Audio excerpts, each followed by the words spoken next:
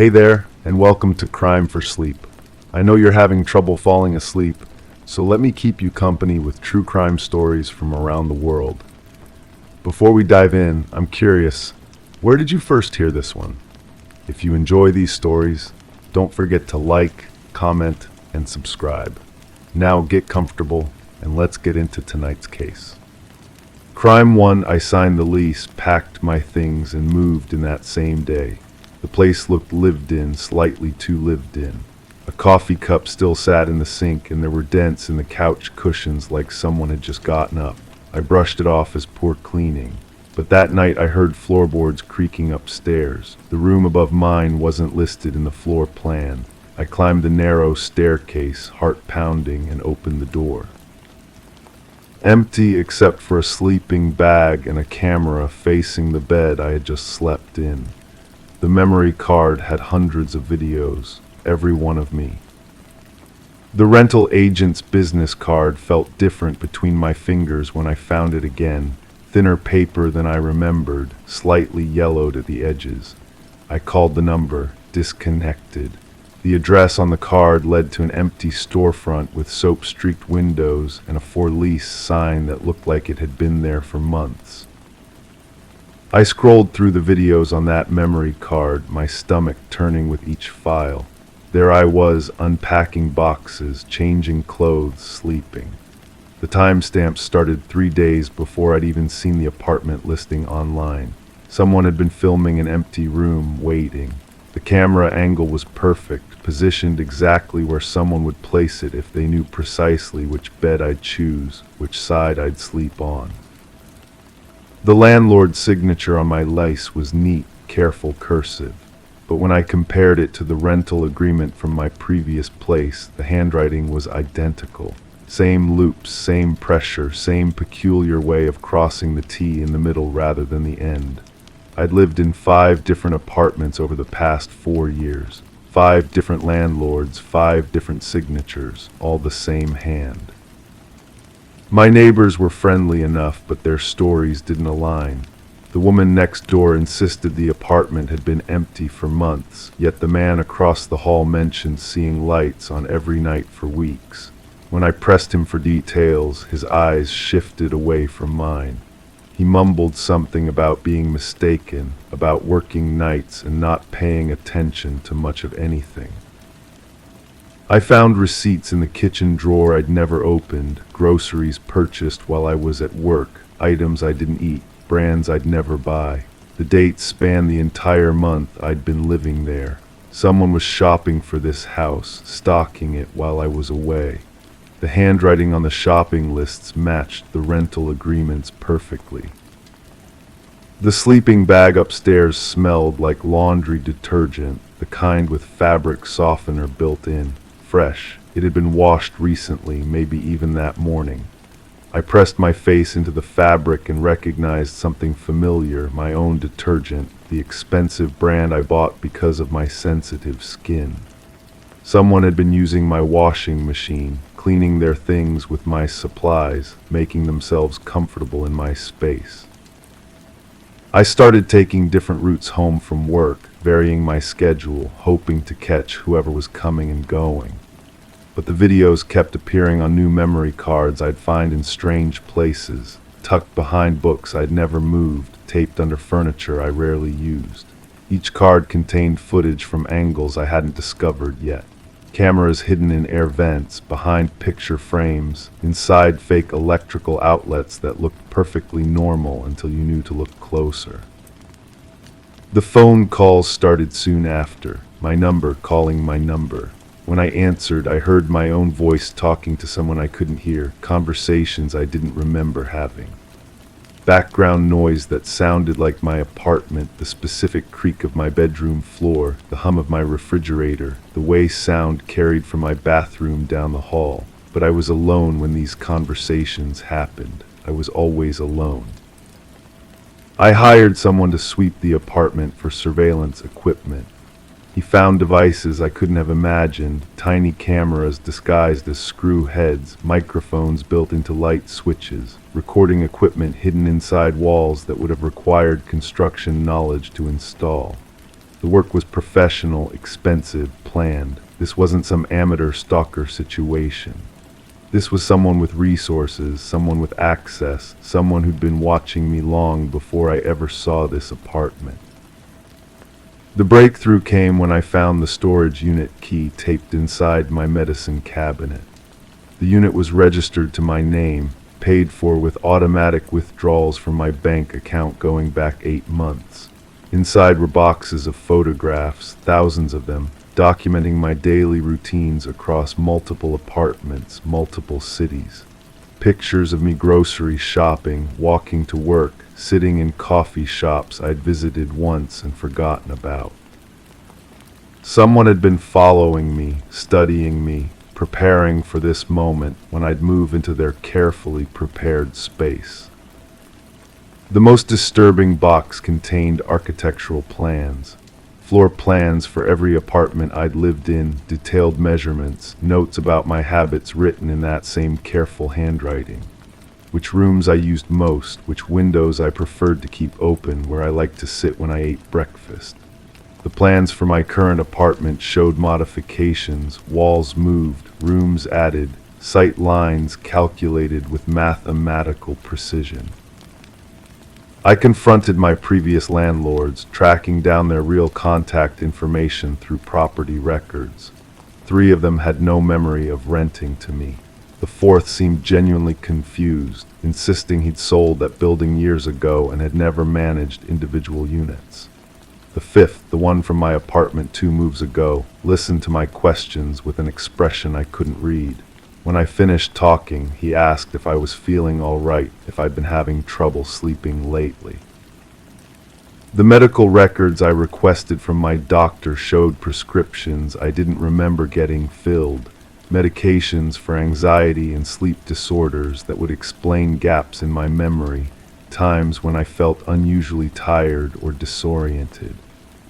The pharmacy confirmed the prescriptions had been picked up regularly, always by someone matching my description, always paid for with my insurance card. I stopped sleeping in my bedroom and started sleeping on the couch, but the cameras found me there too. I'd wake up to find my hair arranged differently, my clothes adjusted in ways I hadn't left them. Sometimes there were indentations in the cushions beside me, as if someone had been sitting there while I slept. The final memory card contained footage I recognized but couldn't place, me having conversations with someone just outside the camera's view, agreeing to things I didn't remember agreeing to, signing documents I'd never seen before. In the videos I looked relaxed, comfortable, like I was talking to someone I trusted completely, but my eyes looked different, unfocused, compliant. I packed everything and left that night, but as I drove away, I realized I didn't know where I was going. The GPS in my car was programmed with an address I didn't recognize, a route that felt familiar despite leading somewhere I'd never consciously chosen to go. My hands knew which turns to make before the navigation system announced them. The new apartment I found myself renting had the same layout as the one I'd just left. Same kitchen configuration, same bathroom placement, same bedroom with the same view from the same window. The lease was already signed, the deposit already paid, my name already on the mailbox in handwriting that looked exactly like mine but felt foreign under my fingertips. I haven't found the cameras yet, but I know they're here. I can feel them in the walls, behind the mirrors, watching me settle into routines that feel both new and impossibly familiar. Sometimes I catch myself having conversations with someone I can't see, making plans I don't remember agreeing to. The sleeping bag is probably already waiting upstairs, in a room that isn't on the floor plan, positioned exactly where someone who knows me perfectly would expect me to look first. Crime 2, I'd always wanted to renovate an old home, found one at a bargain and got to work peeling away the hideous wallpaper. But behind the floral print, I uncovered deep, frantic scratches in the drywall, like someone had clawed at it with bleeding fingers. Some were accompanied by crude drawings, eyes, doors, hands reaching. At first I thought it was some disturbed child. Then I found a tooth embedded between two boards, human, adult. And when I peeled away the final wall in the basement, I found a message carved so deep it split the wood. I never left. The realtor hadn't mentioned anything unusual about the property. Standard disclosure forms, standard price negotiations, standard closing procedures. But as I stood there in the basement, holding that tooth between my fingers, I realized nothing about this house had ever been standard. The scratches weren't random. They formed patterns, desperate attempts at communication. The crude drawings weren't childish scribbles, but deliberate symbols. Someone had been trapped here, and they'd used their fingernails to leave evidence of their imprisonment. I called the previous owner. She answered on the first ring, her voice strained and careful. When I mentioned the basement, she went quiet. Then she said something that made my blood freeze. "You found them, didn't you? I told them you would." She hung up before I could ask what she meant. The police report from 15 years ago was buried in the archives. A missing person case that went cold. A young woman who'd vanished without a trace, leaving behind only a concerned roommate and an unpaid rent notice. The investigating officer had noted that the woman's ex-boyfriend owned several properties, but had solid alibis for the night she disappeared. I found his name in the property records. He'd owned my house for 3 years before selling it to the woman who'd just hung up on me. The sale had been quick, well below market value, and the buyer had never lived in the house herself. She'd rented it out to tenants who never stayed long. The basement had been renovated during his ownership. New drywall, fresh paint, wallpaper installed by professional contractors. But they'd worked fast, covering up whatever was underneath without removing it first. That's how the scratches had been preserved, hidden behind layers of decorative paper and paste. I began reaching out to the former tenants. Most didn't want to talk, but one family agreed to meet me. They lived in the house for 6 months before breaking their lease. The mother told me about the sounds at night, scratching noises that seemed to come from inside the walls. Her daughter had nightmares about a woman who couldn't find her way out of the basement. The scratches told a story if you knew how to read them. Days marked in groups of 5, like a prisoner counting. Messages that grew more desperate as they progressed down the wall. The final words, carved so deep they damaged the wood framing, spelled out locations within the house where other evidence might be hidden. Behind the kitchen cabinet, I found a small hole in the wall containing a rolled-up piece of paper. The handwriting was shaky, written in what looked like dried blood. It contained a single sentence: "He brings food but won't let me leave." The ex-boyfriend still lived in the area. I found his address through public records and drove past his house. He'd expanded since owning my property, buying up several other homes that he fixed up and sold quickly, always below market value, always to buyers who didn't ask too many questions. I started calling these buyers, pretending to be interested in their experiences with home renovation. 3 of them mentioned finding strange things during their renovations. Old personal belongings left behind, rooms that had been sealed off, basement areas that had been recently modified. None of them had reported these discoveries to authorities. The tooth I'd found wasn't evidence of violence, it was evidence of time. Someone had been kept in that basement long enough for their teeth to fall out from malnutrition and stress.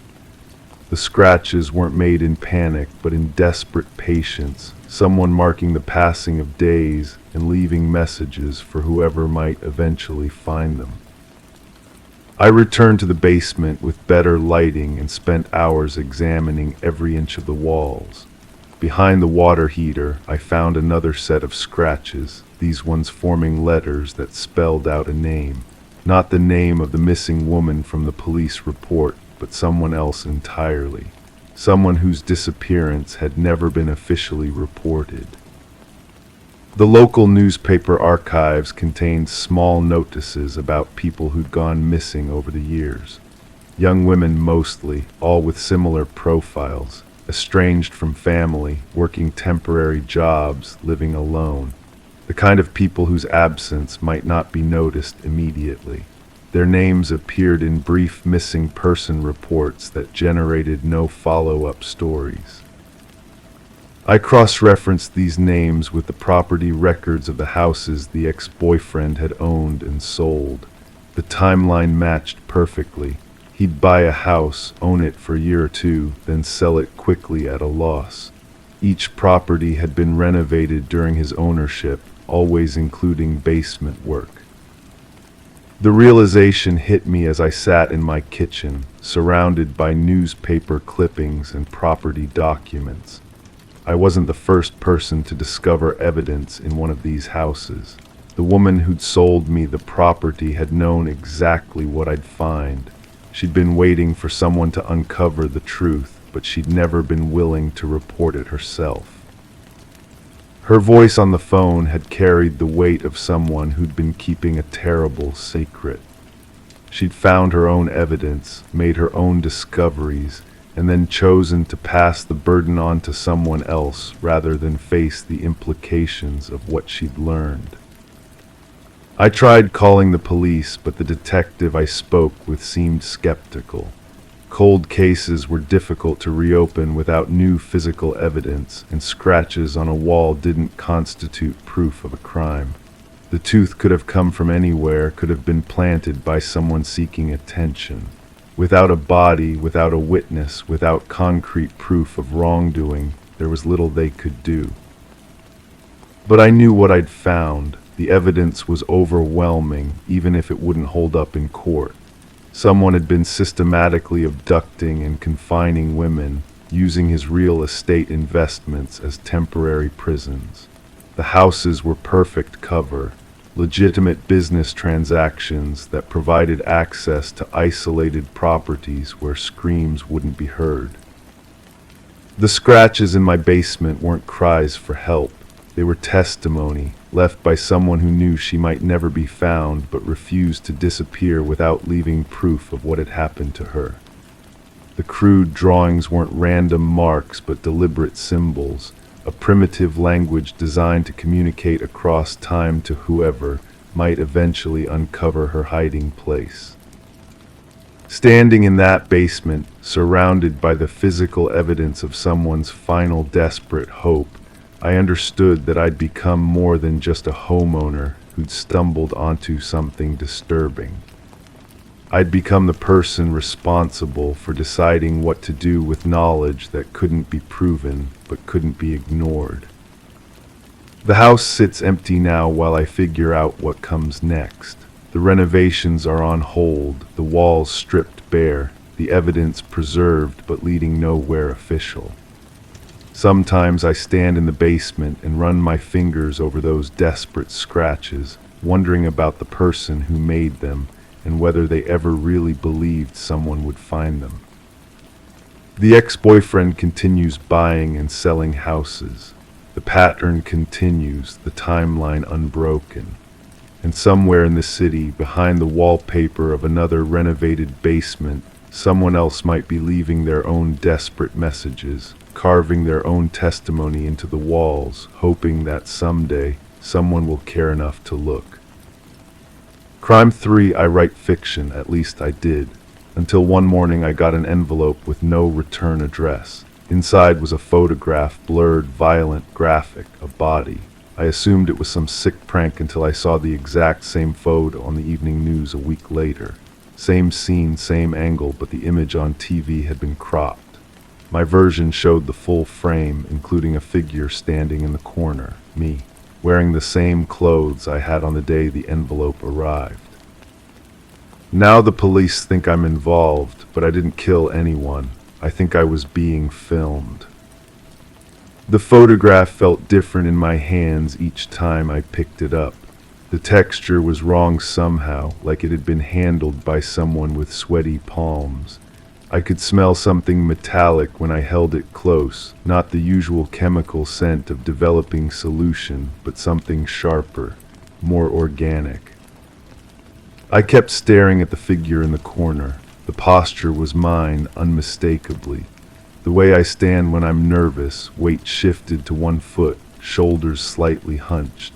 Even the way my hair fell across my forehead matched exactly how it looked that morning when I checked the mirror before going to get coffee.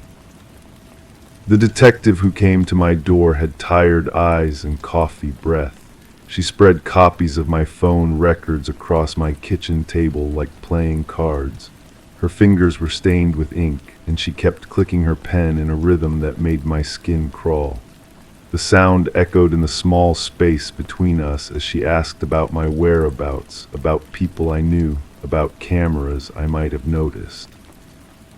I told her I didn't remember being at that location. The scene in the photograph showed what looked like an abandoned warehouse, concrete floors stained with something dark, windows boarded up with plywood. But as I described what I could see, something nagged at me. The smell in my apartment that morning when I found the envelope. It had been faint but persistent, like dust and metal and something else I couldn't identify. She asked me to walk her through my routine. I explained how I spend most days writing, how I take the same route to the coffee shop, how I notice the same faces on the street. But as I spoke, I realized there were gaps, moments where I would find myself somewhere without remembering the walk there. Conversations I could only partially recall. The detective left her card on my table. The paper felt thick between my fingers, and I noticed a small coffee stain near the bottom corner. After she left, I sat in the silence of my apartment, listening to the sounds from neighboring units. Footsteps above me, muffled voices through thin walls, the hum of appliances. Everything felt amplified, like my hearing had been sharpened by fear. I started retracing my steps from that day. The envelope had arrived on my doorstep, no postal markings, just my name written in block letters with blue ink. The handwriting looked familiar, but I couldn't place it. I walked to the coffee shop, following the same path I always took, paying attention to every doorway, every alley, every place someone might position a camera. The barista recognized me but seemed nervous. Her hands shook slightly as she made my drink, and she avoided eye contact. When I asked if she remembered anything unusual about that particular morning, she glanced toward the back room where her manager was counting inventory. She whispered that someone had been asking about me, asking about my schedule, what time I usually came in. The description she gave was vague. Average height, dark clothing, face partially hidden by a hood. But what stayed with me was what she said about their hands. They wore gloves, thin ones, the kind medical professionals use. She remembered because they left no fingerprints on the counter when they leaned forward to speak to her. I went home and examined the photograph again under different lighting. In the harsh glare of my desk lamp, I noticed something I had missed before. In the background, barely visible, was what looked like camera equipment, professional grade, mounted on a tripod. The angle suggested it had been positioned to capture the entire scene, including where I was standing. That night I couldn't sleep. I kept hearing sounds in the hallway outside my apartment, footsteps that would pause near my door before continuing. I checked the peephole repeatedly, but the corridor was always empty. Still, I could feel the presence of someone watching, waiting. The next morning brought another envelope. This one contained a key, old and tarnished, with numbers etched into the metal. No note, no explanation. Just the key and the lingering smell of that same metallic scent I had noticed before. My hands trembled as I held it, and I realized that whatever was happening to me had only just begun. I recognized the numbers. They matched an address I had written in my notebook months ago, research for a story I never finished.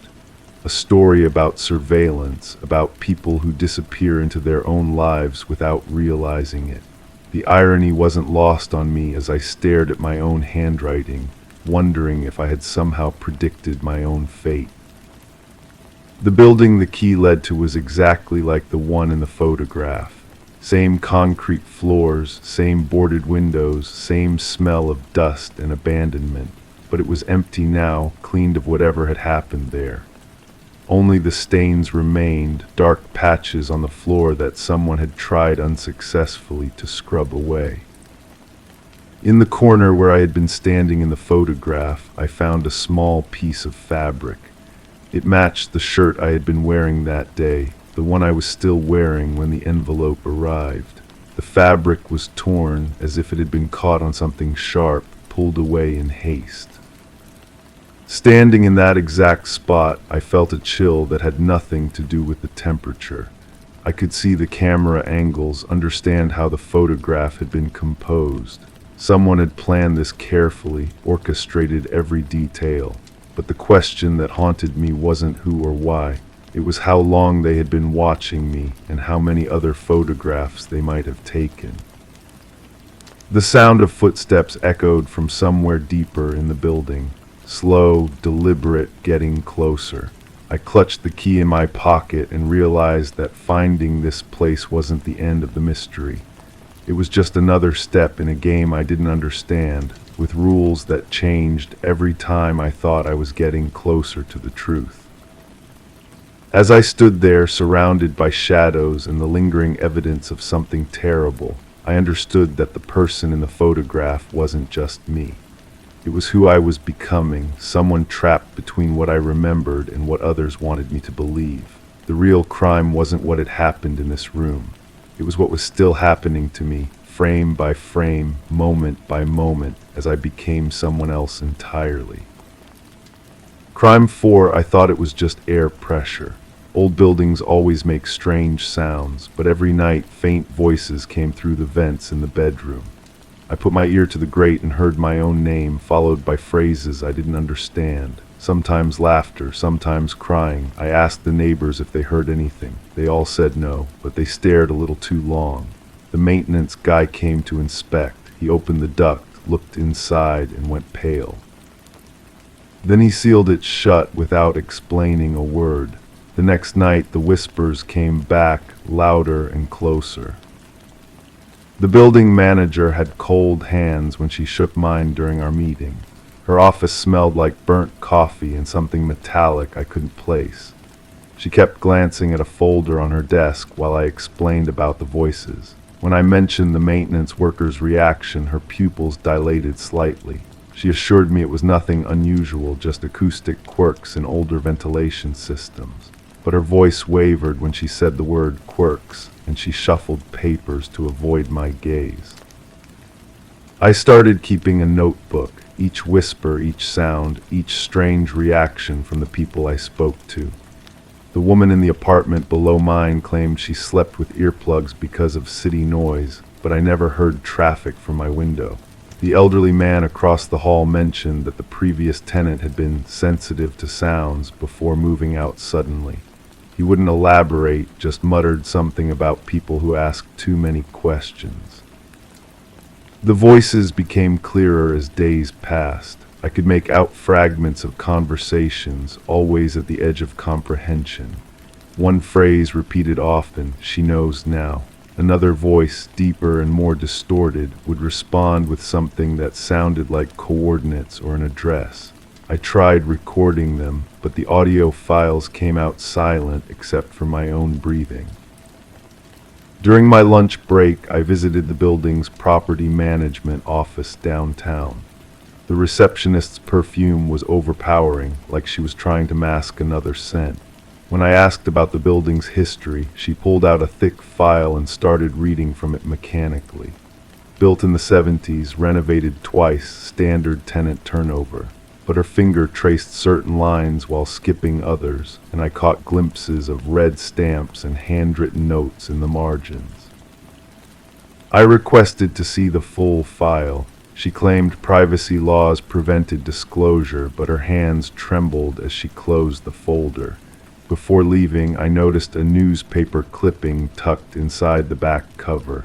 The headline was partially visible. Missing person investigation continues in downtown. The date was recent. That evening, I pressed my ear against different vents throughout my apartment. The voices seemed to follow me, always coming from whichever vent I wasn't listening to. In the bathroom, I heard what sounded like sobbing. In the kitchen, urgent whispers about the package, and before they find out. The living room vent carried the sound of someone breathing heavily, as if running or hiding. I called the maintenance worker directly. His voice was strained when he answered, and background noise suggested he was in a moving vehicle. He agreed to meet at a coffee shop several blocks away from the building. When he arrived, his work uniform was wrinkled and he kept checking his phone. His story came out in fragments. During the inspection, he'd found more than dust in the ductwork, personal items, recent ones. Things that shouldn't be there unless someone had been using the ventilation system to move between apartments. He pulled out his phone and showed me a photo before quickly deleting it. In the brief moment I saw it, there was a small pile of objects, jewelry, identification cards, and what looked like pieces of torn fabric. He whispered that he'd reported it to his supervisor, who told him to seal the vent and forget what he'd seen. When he pressed for more information, he was reassigned to a different building across town. The coffee shop felt too warm suddenly. The maintenance worker's hands shook as he stirred sugar into his cup. He mentioned that 3 other tenants had complained about voices in the vents over the past year. All had moved out within weeks of making their first complaint. He didn't know where they'd gone, only that their lease terminations had been processed unusually quickly. Back in my apartment, I examined the sealed vent grate more carefully. The screws were newer than the ones on other vents, and there were scratch marks around the edges that looked deliberate. Using a flashlight, I could see that the ductwork continued beyond the sealed section, connecting to other parts of the building in ways that didn't match the original blueprints I'd found online. I started mapping the building's layout, comparing it to the sounds I heard through different vents. The voices seemed to move in patterns, following routes that suggested someone knew the ventilation system intimately. Sometimes I heard what sounded like objects being dragged through the ducts. Other times, the scraping of metal against metal, as if someone was modifying the passages. The building manager called unexpectedly, asking if I was satisfied with the repairs to my ventilation system. When I mentioned I hadn't requested any repairs, she paused for a long moment before claiming there had been a miscommunication. She offered to transfer me to a different unit at a reduced rent, available immediately. The urgency in her voice was unmistakable. I declined the transfer and started paying closer attention to my neighbor's routines. The woman below me left at irregular intervals, always carrying the same large bag. The elderly man across the hall received frequent visitors who stayed for very short periods. None of them ever used the main entrance when leaving. I began to suspect that the building's layout included access points I hadn't discovered. One evening, while listening to the vents, I heard my own voice played back to me. Conversations I'd had with the building manager, the maintenance worker, even phone calls I'd made from inside my apartment. Someone had been recording everything. The playback was followed by discussions about the problem and permanent solutions. I started sleeping with my ear pressed against the bedroom vent. The voices were clearest just before dawn, when the building was supposedly empty. I learned names, though I couldn't connect them to faces. I heard references to the collection and disposal methods that made my skin crawl. Most disturbing were the casual discussions about previous tenants, described like items in an inventory. The next morning, I found an envelope slipped under my door. Inside was a lease termination notice citing violation of building quiet hours and other infractions I'd never committed. The signature was illegible, but the letterhead matched the property management company. At the bottom, someone had handwritten, "Some sounds are better left unheard." I packed essentials and prepared to leave, but the voices in the vents became frantic. They pleaded with me not to go, warned me about what happens to those who know too much, and begged me to help them. For the first time, I recognized one of the voices. It belonged to a former tenant I'd met briefly in the lobby weeks earlier, someone who'd mentioned planning to move out soon. Standing in my empty apartment, surrounded by boxes, I realized the whispers had never been coming from outside. They were coming from inside the walls themselves. The building wasn't just harboring secrets, it was preserving them. And I was about to become the newest voice in the vents, warning the next tenant about sounds they should pretend not to hear. The maintenance worker's phone number had been disconnected.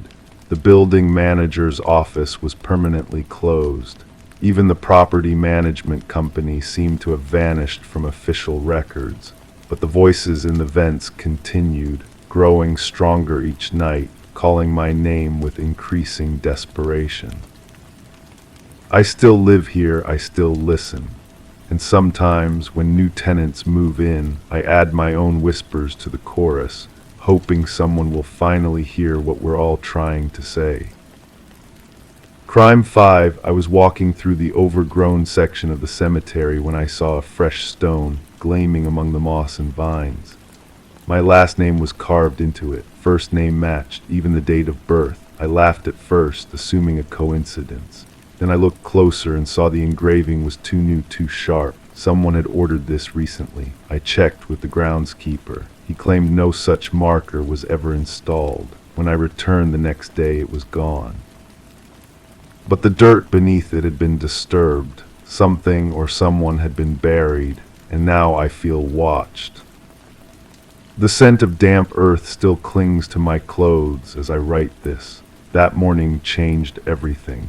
I had gone to the cemetery to clear my head after another sleepless night, choosing the path that winds through the forgotten section where weeds choke the older graves. The air was thick with the smell of decay and morning mist. I stopped walking when I saw it. The headstone sat perfectly aligned with the others, but its surface caught the weak sunlight like polished glass. Every letter was crisp, freshly carved.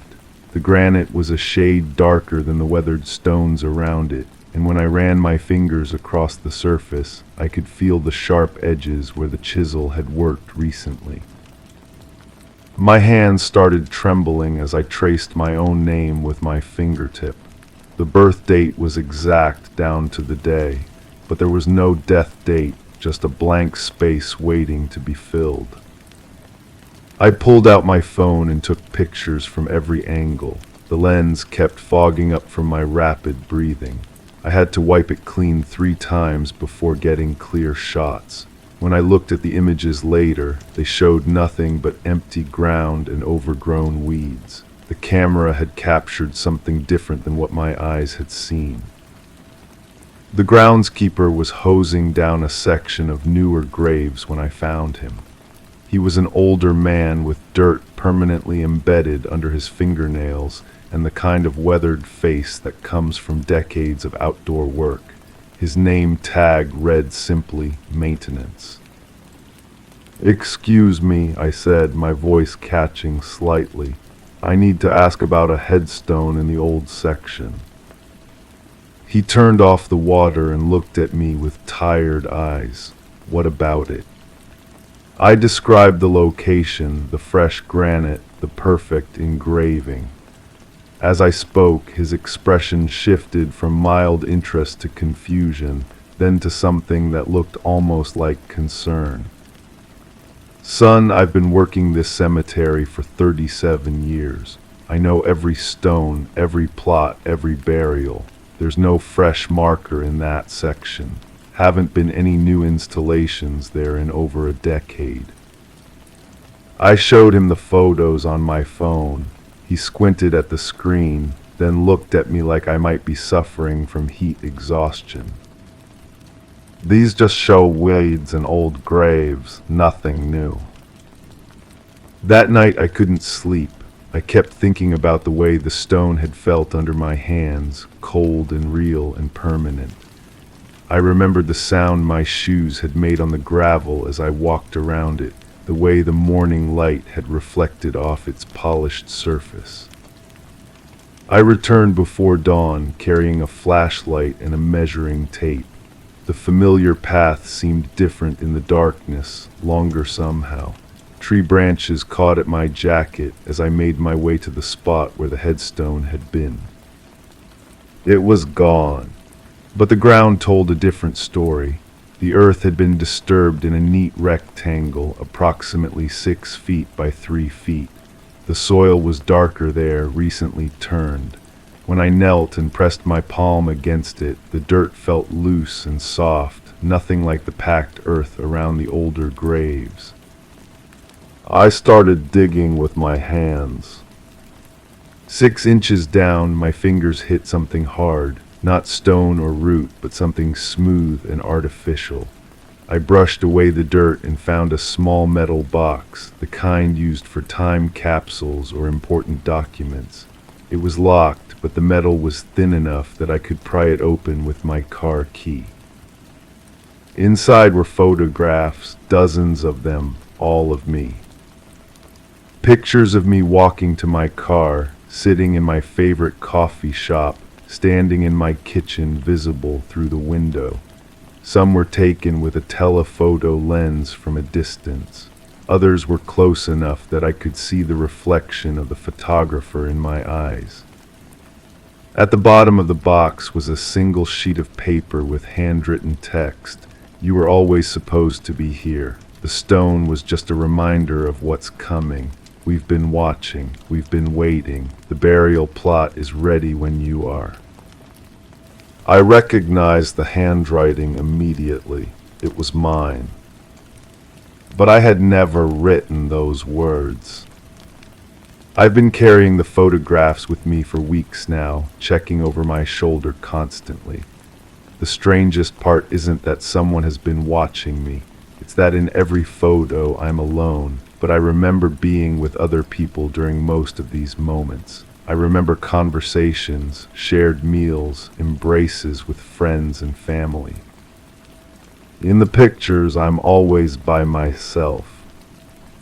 I went back to the cemetery one more time, bringing a proper shovel. The disturbed earth had been filled in and reseeded. Fresh grass was already beginning to sprout. When I asked the groundskeeper about it, he looked at me with genuine confusion. You were just here asking about some imaginary headstone. Now you're talking about disturbed graves. Maybe you should talk to someone, son. Sometimes grief can play tricks on the mind. But I hadn't mentioned being in grief. I hadn't told him about any loss. The photos are spread across my kitchen table now. In each one, my expression is slightly different than I remember feeling in those moments. In my memory, I was happy, engaged, connected to the world around me. In the pictures, I look hollow, empty, like I'm waiting for something to end. There's one photograph I keep coming back to. It shows me standing in front of my bathroom mirror, but the reflection doesn't match my pose. In the mirror, I'm holding something in my hand, something small and dark that glints in the overhead light, but in the direct image, my hands are empty. I checked my bathroom mirror tonight. There's a crack running down the center that I don't remember being there before. When I look into it, sometimes I see 2 reflections, slightly offset from each other. One of them is always watching the other. The handwriting analysis I requested came back inconclusive. The expert said the letter could have been written by me during a period of stress or altered mental state. Handwriting can change, she explained, when someone is experiencing psychological trauma or dissociative episodes. But I remember my state of mind during the period when those photos were taken. I was fine, happy even. I had just started a new job, was seeing someone I cared about, had plans for the future. Except now I can't remember their name or their face. When I try to recall specific conversations or moments together, the memories feel thin and insubstantial, like trying to hold on to smoke. I called the phone number I had saved for them, but it's been disconnected. The restaurant where we had our first date claims no record of our reservation. The movie tickets I kept as mementos have faded to blank white stubs. It's as if that entire relationship existed only in my imagination. But the photographs don't lie. In every single one, I'm alone. Tonight I found a new photo slipped under my door. It shows me writing at this very table, working on these words, but in the image there's someone standing behind me, just out of focus. I can't make out their features, but I can see their hands resting on my shoulders. I can feel those hands now as I write this, cold and heavy and familiar. The burial plot is still waiting. I understand that now. The headstone was never meant to mark where I would be buried. It was meant to show me where I already am. Crime 6, the brochure promised discipline, peace, and self-growth. The kind of thing people pay thousands for when their kids act out. I was sent there for lying, that's all, but the place wasn't a camp, it was a compound. No phones, no mail, no windows in most rooms. Some people vanished overnight, others were brought back covered in bruises and too scared to talk. I escaped through a hole in the fence after weeks of planning. When I tried to report it, there was no record of the camp's existence. But I still have the scar on my ankle from the tracker they made us wear. The smell hits me first when I think back to that place. Industrial disinfectant mixed with something else, something organic and wrong, like fear had a scent. The floors were concrete, polished to a shine that reflected the fluorescent lights overhead. Everything echoed, footsteps, whispers, the sound of metal doors slamming shut. I remember the intake process. They took everything, watch, wallet, shoelaces, even my belt. The woman behind the desk had kind eyes, but her hands shook when she handed me the uniform. Gray cotton that felt rough against my skin. She wouldn't look at me when she spoke. "Keep your head down," she whispered. "Don't ask questions." The dormitory held 20 beds, but there were never 20 people. Sometimes 15, sometimes 12. The numbers changed without explanation. I learned not to ask about empty beds. The boy in the bunk next to mine arrived the same day I did. Tall, maybe 17, with a kind of nervous energy that made him tap his fingers against his leg constantly. He told me he was there for stealing a car. Just a joyride, he said. His parents thought tough love would straighten him out. Well, he lasted 3 weeks. The staff called it intensive therapy. They'd take someone during the night shift when most of us were asleep. You'd hear the footsteps, the quiet conversation, the rustle of blankets being pulled back, then silence. The person would return different, quieter. Their eyes would dart around the room like they were looking for an escape route that didn't exist. Some never came back at all. I started keeping track, not on paper. They searched our belongings regularly. But in my head I cataloged every face, every disappearance. The girl with the braided hair who hummed while she worked, gone after 2 weeks. The kid who bit his nails until they bled, vanished after asking too many questions about visiting hours. The counselor assigned to me had a voice like honey over broken glass, sweet but sharp. She'd lean forward during our sessions, her breath smelling of coffee and something medicinal. She asked about my family, my friends, my dreams. I learned to lie about everything that mattered. Honesty is the first step toward healing, she'd say. writing notes in a file that grew thicker with each session. But honesty was dangerous here. I watched what happened to the ones who trusted too easily. They'd share their fears, their secrets, their shame. Then they'd disappear into the restricted wing, the part of the compound where unauthorized personnel weren't allowed. The restricted wing had no windows. I could see it from the exercise yard, a concrete block that seemed to swallow sound. Sometimes you'd hear things from inside, not screams, nothing that dramatic, just voices, high and urgent, then silence that felt heavier than the building itself. I befriended one of the kitchen staff. She was older, maybe 50, with graying hair and calloused hands. She'd slip me extra food sometimes, or let me help with inventory. During one of these sessions, she mentioned the supply orders. "Funny thing," she said, counting cans of soup. "We order for 50 people, but we never have more than 25 here." I felt something cold settle in my stomach.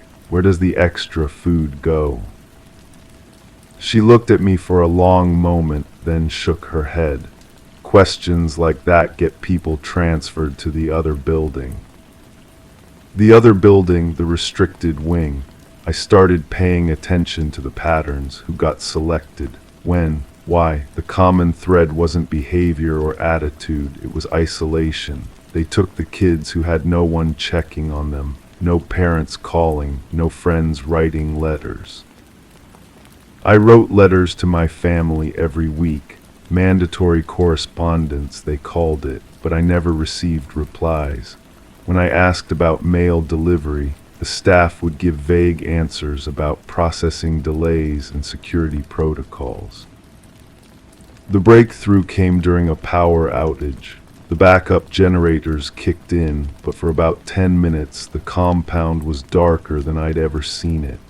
In that darkness, I heard something that changed everything. Voices, multiple voices coming from underground. Below the restricted wing, there was something else, something they didn't want us to know about. I started mapping the compound in my head, the layout, the guard rotations, the blind spots. The fence around the perimeter had a section near the loading dock where the chain link didn't quite meet the concrete foundation. During exercise periods, I'd walk that area, studying the gap. The night I escaped, I was terrified they'd notice my absence before I could get far enough away. But when I looked back at the compound from the road, it was quiet. No alarms, no searchlights, like they expected people to disappear. The police station was a small building with fluorescent lights and coffee-stained carpet. The officer on duty listened to my story with the kind of patience that felt rehearsed. He took notes, asked for details, promised to investigate. 3 days later, he called me back. "There's no record of any rehabilitation facility at that address," he said. "The property is listed as vacant land, has been for years." I drove back to the location. The compound was gone, not demolished, not abandoned. Gone. The concrete foundations, the fence, the restricted wing, all of it, just empty land with grass growing through cracks in what might have been a parking lot. But I still have the scar on my ankle, a thin line where the tracking device rubbed against my skin. And sometimes, late at night, I can still smell that disinfectant, still hear the voices from underground. I've tried to find the other kids who were there, the ones who made it out, but it's like they never existed. No social media profiles, no school records, no trace of their lives before or after that place. The brochure promised rehabilitation, discipline, peace, self-growth. What it delivered was something else entirely. And somewhere out there, in places that don't officially exist, it's still happening. Crime 7. I was hiking deep into the woods when I stumbled across a rusted mailbox nailed to a dead tree. Out of place, out of time, curious, I opened it. Inside were dozens of yellowing letters, each written in shaky handwriting. They weren't love notes, they were confessions, detailed accounts of crimes, arson, kidnapping, even murder. Some letters were decades old, others were recent. The strangest part, many were signed with just one word: forgiven. I took one letter home. The next day, my apartment door was ajar. Nothing was stolen, but the letter was gone. In its place was a note: "You were not meant to read that." The forest had become my refuge after the department transferred me to cold cases. 20 years of active duty, and suddenly I was relegated to filing reports on crimes that would never see trial. But that mailbox changed everything. The metal felt cold against my palm, and the hinges screamed as they opened. The smell hit me first, musty paper mixed with something metallic, almost like dried blood. Each confession was written on different paper, some on notebook sheets torn from spiral bindings, others on expensive letterhead, and a few on napkins with coffee stains. The handwriting varied wildly, from careful cursive to desperate scrawls that barely formed words, but the content remained consistently disturbing. One letter described a house fire that killed 3 people. Another detailed the kidnapping of a young woman from a parking garage. The descriptions were too specific, too detailed to be fiction. I photographed every letter before taking one home. The chosen confession was written on cream-colored stationery, the kind used for formal invitations. It described a hit-and-run accident involving a pedestrian on a rainy evening.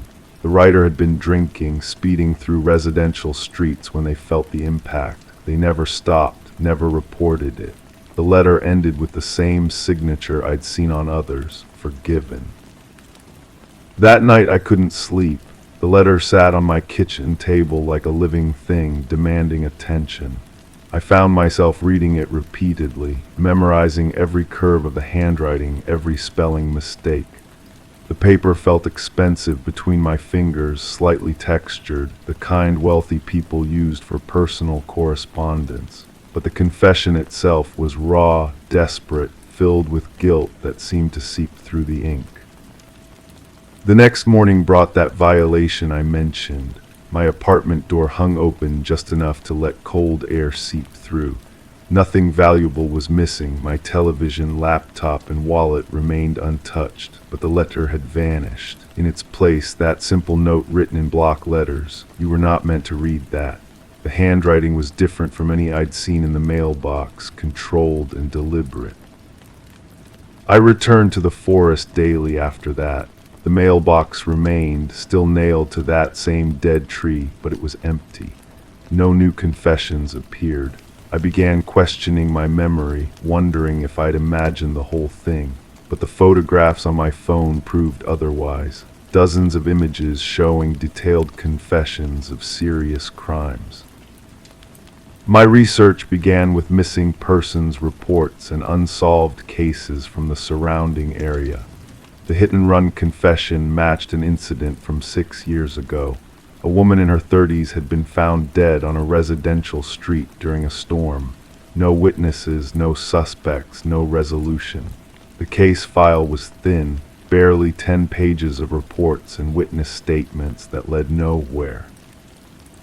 Other confessions corresponded to real cases with disturbing accuracy. The house fire had occurred 12 years ago, ruled accidental despite suspicious circumstances. The kidnapping matched a case from 8 years ago where a woman disappeared from a shopping center and was never found. Each crime had been investigated thoroughly but remained unsolved, filed away in boxes that gathered dust in basement storage rooms. The question that haunted me was simple: who was collecting these confessions and why? The mailbox itself provided few clues. The metal was old, probably from the 50s or 60s, but the nails holding it to the tree were newer. Someone had deliberately placed it there, maintained it, and apparently monitored its contents. I started interviewing retired detectives who had worked these cases. Most were reluctant to discuss old investigations, but one former colleague agreed to meet at a diner outside of town. His hands shook as he stirred sugar into his coffee, and his voice dropped to a whisper when he spoke about the unsolved cases.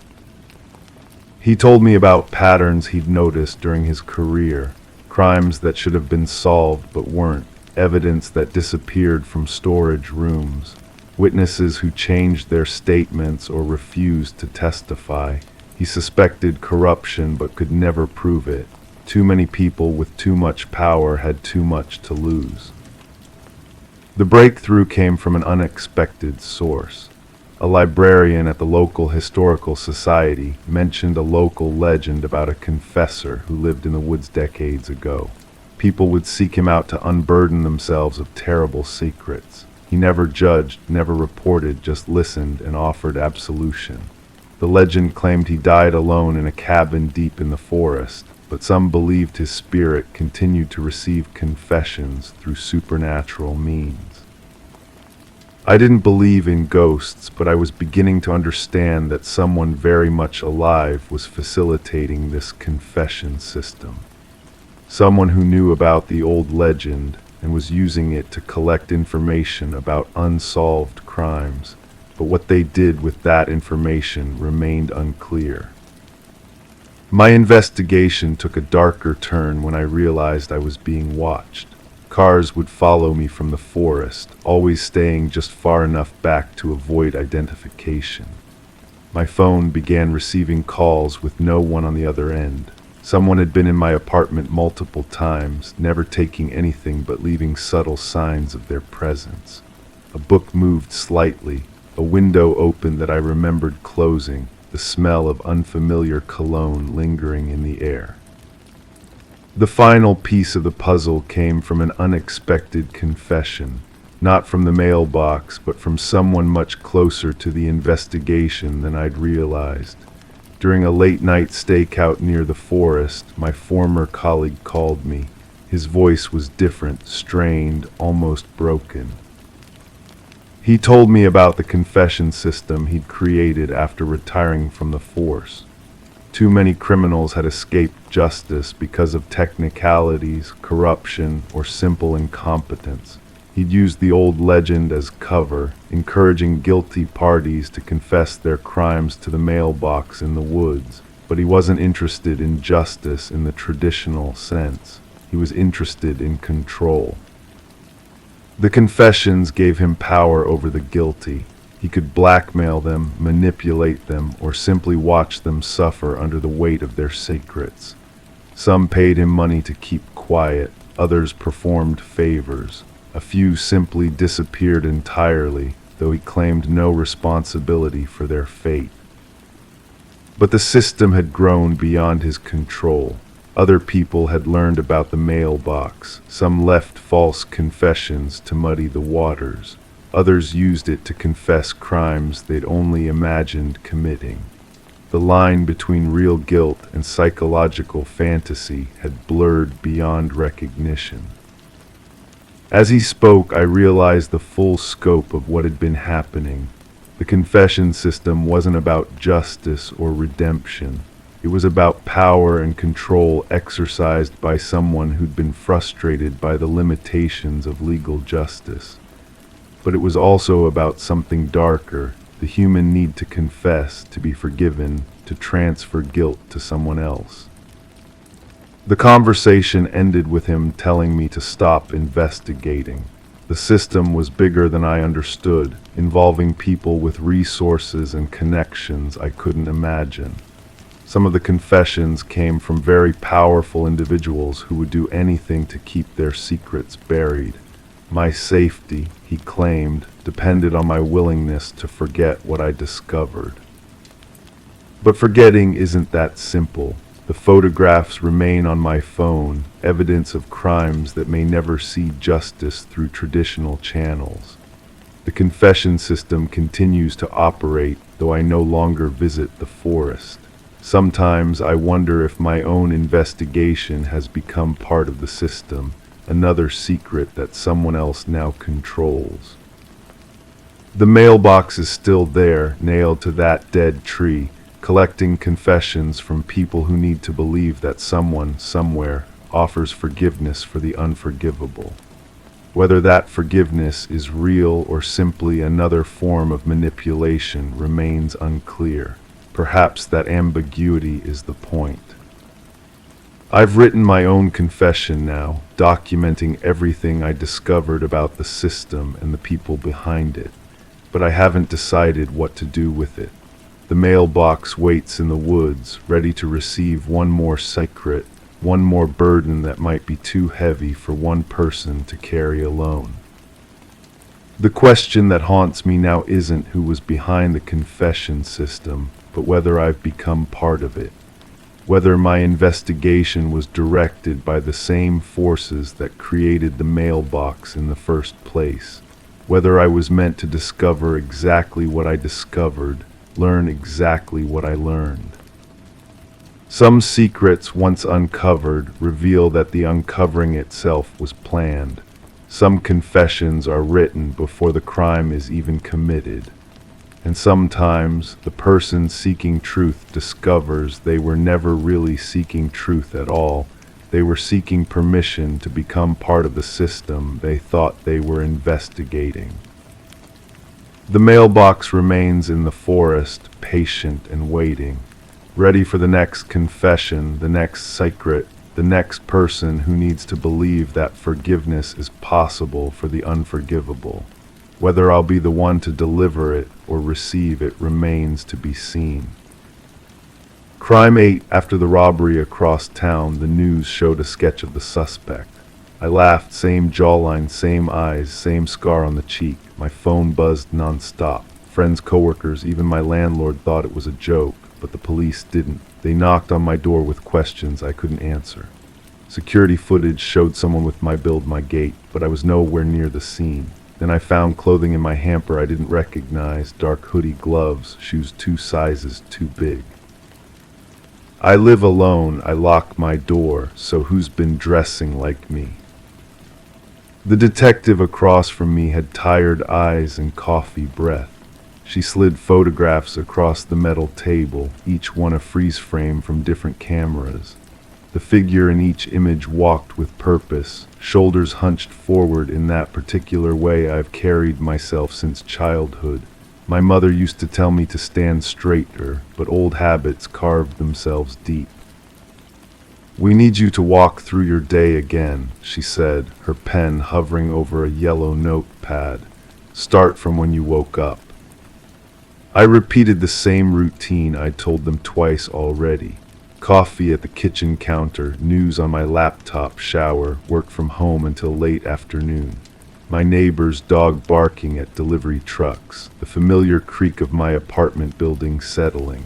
Normal sounds of a normal day, except someone wearing my face had been 3 miles across town, sliding a note to a bank teller. The clothing haunted me more than the questions. That evening I pulled each item from my hamper again. The hoodie smelled wrong, not like my detergent, but something metallic and sharp. The gloves were leather, expensive, the kind I'd never buy for myself. I held them up to the light, searching for some explanation written in their creases. My phone rang. The caller ID showed my sister's name, but when I answered, the voice was mine. "Stop looking for answers you won't like," it said, then hung up. My hands shook as I played back the recording on my voicemail app. The tone, the inflection, even the slight rasp from years of smoking in college, it was perfect. But I hadn't called her. I checked my phone records, my outgoing calls, nothing. Sleep became impossible. I installed cameras in my apartment, motion sensors on every door and window. For 3 nights, nothing. On the 4th, I woke to find muddy footprints leading from my front door to my bedroom closet. The prints matched my shoes, but I hadn't been outside. The bank released more footage. This time the cameras caught the suspect's profile as he waited in line. There was a birthmark on his neck just below his left ear. I rushed to my bathroom mirror, angling my head, searching. The mark was there, faint but unmistakable, exactly where it appeared in the video. I started documenting everything. Photos of my apartment at different hours, voice recordings of myself throughout the day, even receipts from every purchase. The evidence pile grew, but instead of providing comfort, it deepened the mystery. There were gaps in my memory, moments where I couldn't account for my whereabouts with the precision the investigation demanded. The detective called with news. They'd arrested someone matching the description 2 towns over. Different crime, same methods. I felt relief wash over me until she mentioned the suspect's name. It was similar to mine, just 1 letter different. A coincidence that made my stomach turn. "We'd like you to come in for a lineup," she said. "As a witness, not a suspect. The victim thinks she might recognize you from somewhere else." Standing behind the one-way glass, I watched 5 men who could have been my brothers. Same height, same build, same general features. But when the victim pointed, it wasn't at me. It was at the man in position 3, whose scar ran along his cheek in an almost identical pattern to mine. "That's him," she whispered, "but something's different. His eyes, maybe." Position 3 stared straight ahead, but in the reflection of the glass, I caught his glance. For just a moment, he looked directly at me, and I saw something that made my blood freeze. Recognition. Not the confused recognition of a stranger who resembles you, but the intimate knowledge of someone who knows exactly who you are. After the lineup, I followed him. The man walked to a bus stop 3 blocks away, and I kept my distance, hiding behind parked cars and storefronts. He never looked back, but somehow I knew he was aware of my presence. At the bus stop, he sat on the bench and opened a newspaper. From where I crouched, I could see him reading, but his eyes weren't moving across the text. They were fixed on the reflection in the bus shelter glass, watching me watch him. When the bus arrived, he stood and walked to the door. Just before stepping inside, he turned and looked directly at me. His mouth moved, forming words I couldn't hear over the engine noise, but I could read his lips clearly. "I'll see you soon." The bus pulled away, and I was left standing on an empty street corner, questioning everything I thought I knew about my own life.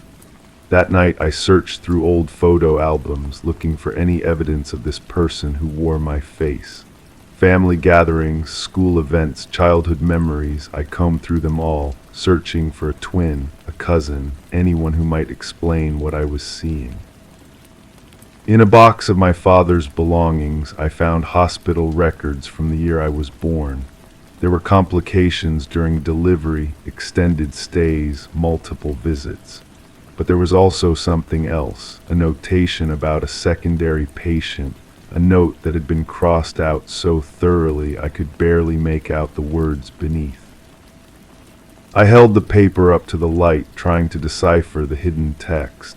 What I could make out chilled me more than anything I'd discovered so far. It mentioned complications with twins, separation procedures, and adoption arrangements. The rest was illegible, but the implications hung in the air like smoke. My phone buzzed with a text from an unknown number. It contained a single photo, me, sleeping in my bed, taken from inside my apartment. Below the image was a message. Some questions are better left unanswered. I called the detective, but when I tried to explain what I'd found, the words sounded insane even to my own ears. Twin brothers separated at birth, one raised normally, the other disappearing into a system that didn't keep perfect records. It was possible, but so were a dozen other explanations that made more sense. The break-ins stopped, the mysterious phone calls ended. Even the detective stopped returning my messages. Life returned to a semblance of normal, except for the persistent feeling that I was being watched, not by cameras or law enforcement, but by someone who knew my routines better than I did. Months passed. I moved to a different apartment, changed my phone number, even considered changing my name. But you can't run from your own reflection, and every mirror became a potential window into questions I was afraid to answer. The final piece arrived on a Tuesday, a package with no return address containing a single photograph. It showed two infants in a hospital nursery, their wristbands visible. One read my name, the other was too blurred to make out clearly. On the back, someone had written a single line in handwriting that looked disturbingly familiar. Every choice creates a shadow. I never found him again. The man who looked like me, who moved like me, who somehow knew things about my life that I'd forgotten or never known. But sometimes in crowded places, I catch glimpses of familiar gestures, hear echoes of my own voice in conversations I'm not part of. The police sketch still hangs on my refrigerator, a reminder that sometimes the most disturbing mysteries are the ones that look back at you from the mirror. The case was never officially closed, just filed away with dozens of others that couldn't be neatly resolved. But I know he's still out there, living some version of the life I might have had, making choices that cast shadows I'll never fully understand. And on quiet nights when the building settles and the familiar creaks remind me I'm alone, I wonder if he's lying awake too, thinking about the brother he never knew he had, and whether the life he's living is really his own. Crime 9, the canvas was cracked, the colors faded, but something about the portrait felt magnetic. I hung it above the fireplace. The figure in the painting, a man with no face, stood in a foggy landscape, but by the next day the fog had thinned. A second figure had appeared, smaller, closer to the viewer. Every time I looked, something changed. The figures moved, the background shifted, sometimes the painting felt wet. Then I noticed bruises forming on my own arms that matched what I saw on the figures. I tried burning the canvas. It wouldn't catch fire. It's still hanging, and now the man in the painting is smiling. I had convinced myself that stress was playing tricks on my mind. The old woman who sold it to me from her estate sale had seemed normal enough. Her grandson handled the transaction while she sat in her wheelchair, watching me with eyes that never blinked. When I asked about the painting's history, she whispered something about her late husband being an artist, but her grandson quickly changed the subject. The receipt was handwritten on yellowed paper. No business name, just an address I couldn't quite make out through the faded ink. I kept it in my wallet, checking it obsessively as the painting continued its impossible transformations. The bruises on my arms weren't going away. They were spreading, forming patterns that seemed deliberately placed. I started documenting everything with my phone. Photographs of the painting, timestamps, detailed notes about each change, but when I reviewed the images, they showed only the original portrait. The man with no face, alone in his foggy landscape. My written notes described things that didn't exist in the photos. Either I was losing my mind or something else entirely was happening. The smell hit me first when I returned from work one evening. Turpentine and something metallic, like old pennies left in water. The painting hung exactly where I'd left it, but now the faceless man held what looked like a brush. Red paint dripped from its bristles onto the canvas floor beneath his feet. The second figure, the smaller one, was kneeling now. Its posture suggested submission or perhaps exhaustion. I called the number on the receipt. A recording told me the line had been disconnected. The address led me to an empty lot where weeds grew through cracked concrete. Neighbors claimed no house had stood there in decades. The estate sale had been a fabrication, they said. No old woman, no grandson, no legitimate transaction had taken place.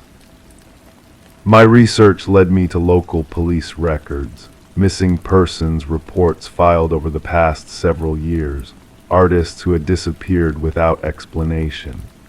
Each report mentioned unfinished paintings found in their studios, portraits of faceless figures that witnesses swore had changed when no one was looking. The descriptions matched my painting with disturbing accuracy. The detective assigned to these cases agreed to meet me at a coffee shop downtown. Her hands shook slightly as she reviewed my photographs, though she saw only the original image just as my phone had captured. She told me about other people who had contacted her with similar stories. Paintings that moved, figures that multiplied, buyers who claimed to have purchased their artwork from sellers who didn't exist. "We investigated every lead," she said, stirring her coffee without drinking it. "The estate sales, the addresses, the sellers, none of them were real, but the paintings were, and the people who bought them started changing too." She showed me crime scene photos from a case 2 months prior. A man found dead in his apartment, surrounded by paintings that witnesses described differently each time they looked. The official report listed natural causes, but the detective's personal notes suggested something far more disturbing. The deceased had been found kneeling in the same position as the smaller figure in my painting. That evening I stood before the canvas with a magnifying glass, examining every brushstroke for clues. The paint was old, definitely authentic, but layered in ways that suggested multiple artists had worked on the same piece.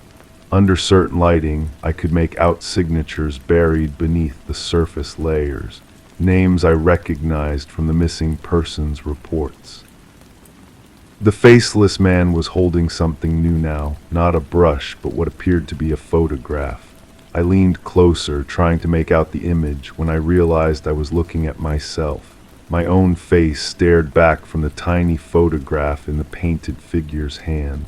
The smaller kneeling figure had developed features too, a face I recognized from the mirror.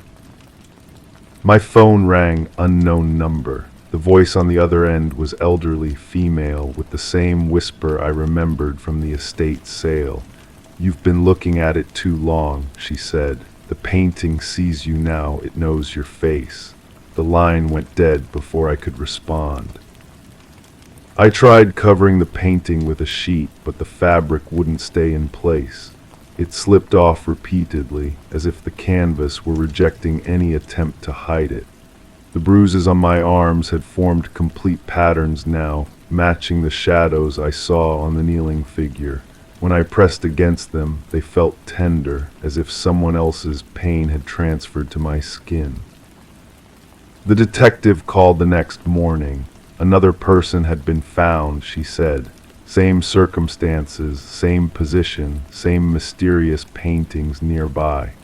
This time, witnesses reported seeing the victim's face appear in one of the canvases shortly before the discovery.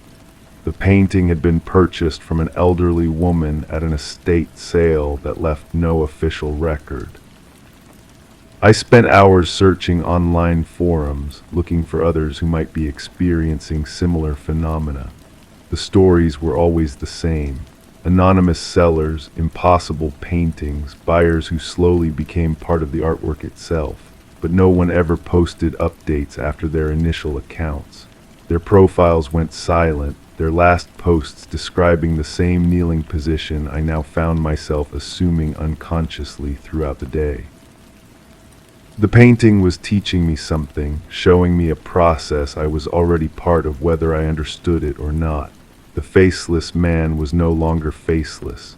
He wore my expression now, my exact features rendered in impossible detail. The smaller figure knelt at his feet, and its face was also mine, but younger somehow, more afraid. I documented everything one final time, writing this account with hands that trembled exactly like the detective's had. The painting watches me write, and I can feel its attention like heat against my back. Tomorrow, someone else will find my empty apartment. They'll see only a simple portrait of a faceless man in a foggy landscape, and they'll think it might look nice above their fireplace. The receipt in my wallet has changed too. Now it bears the name of the next buyer, written in handwriting I don't recognize but somehow know I'll soon be using.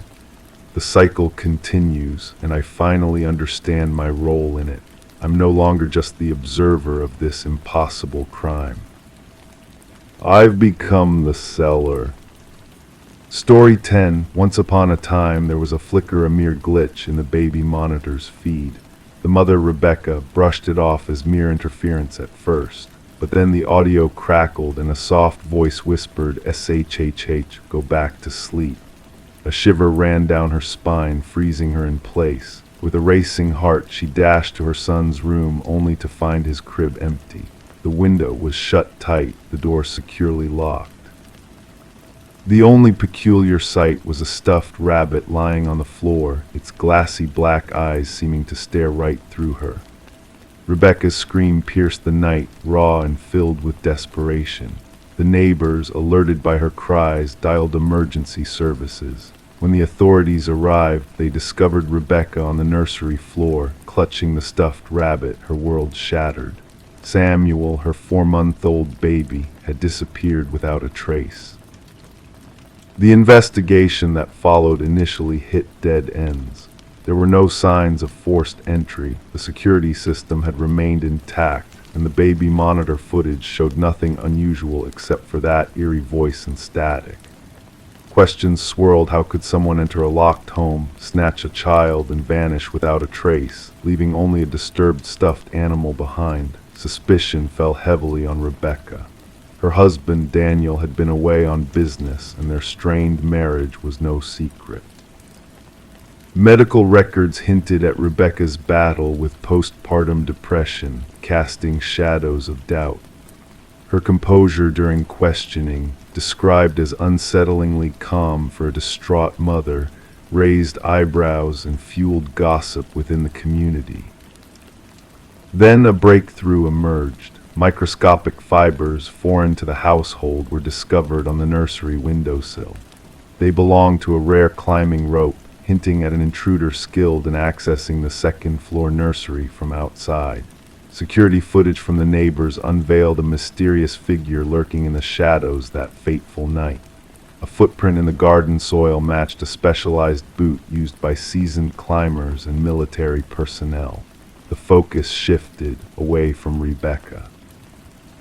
Daniel returned from his trip, bewildered and grieving.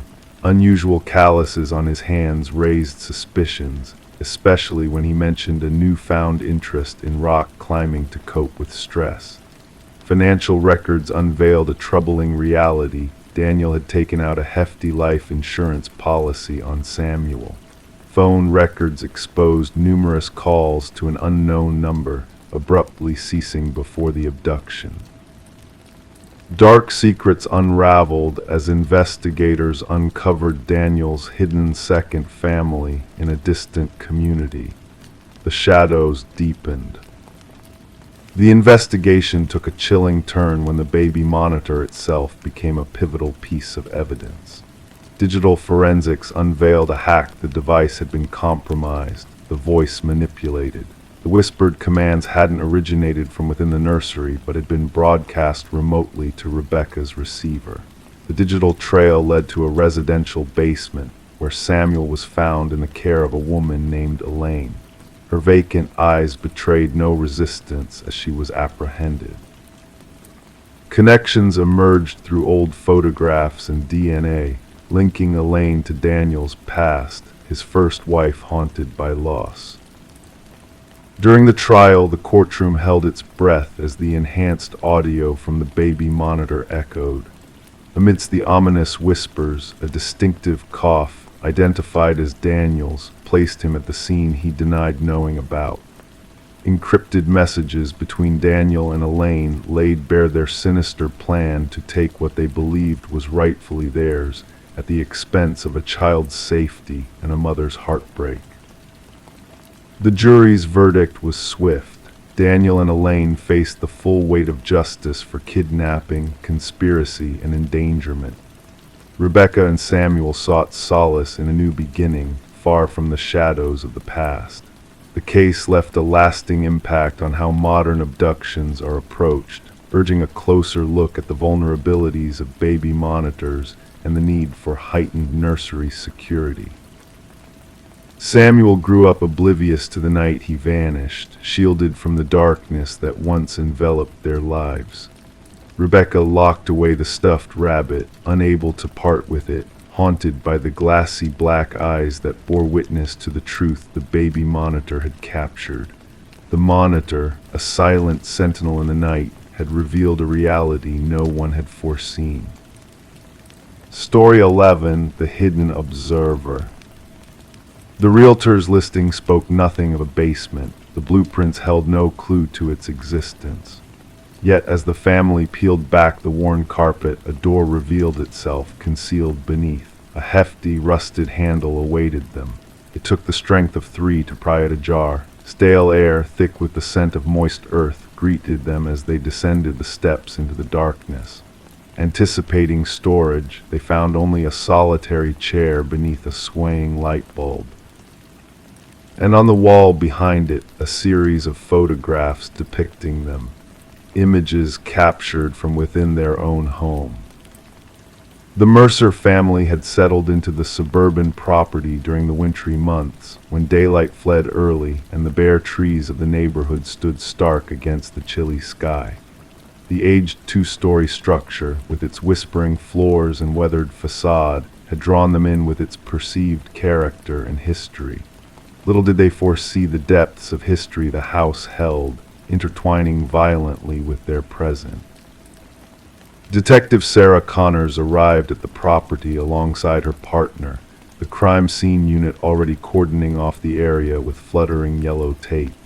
Mrs. Mercer's quivering voice had relayed the unsettling discovery beneath their living room floor. "We must document everything before anyone else ventures down there," Connors directed, donning latex gloves with practiced ease. The camera flashes illuminated the stairwell intermittently as the forensic team captured the scene. The wooden steps groaned beneath their tread. The basement, compact and gray-walled, akin to a standard bedroom, housed a solitary chair bolted to the floor at its center. Above it, a stark bulb cast angular shadows, twirling gently in an unseen draft. However, it was the row of photographs that seized attention, 37 images meticulously arranged in a temporal sequence. "These date back nearly 4 weeks," Connor's partner observed, inspecting the time stamps on the prints. "Look here, Mrs. Mercer dozing on the couch. Mr. Mercer at the kitchen table, the children in their rooms." The investigation unveiled no signs of forced entry, no shattered windows or tampered locks. The security system remained undisturbed. Nothing material had been pilfered, yet their privacy had been invaded, their sense of security shattered. Forensic analysis revealed a multitude of fingerprints, many belonging to former owners of the property. Previous occupants had changed hands 6 times in the past decade, each family departing within a year, selling at decreasing values. None had hinted at the existence of a basement. "We need to interview every prior owner," Connors ordered, flipping through her notepad. The case grew more disconcerting as they delved into the history. Property records displayed discrepancies, blueprints altered between sales, permits submitted then retracted, inspection reports heavily redacted. A breakthrough emerged during the questioning of the contractor who had refurbished the house 7 years earlier. His complexion paled upon glimpsing photos of the basement. "That room is non-existent," he insisted, hands trembling. "I gutted the place down to its foundation. There was no basement, no door, nothing beneath the living room except dirt and concrete." Data extracted from a memory card nestled within the light fixture unveiled hundreds more images of the Mercers and previous families.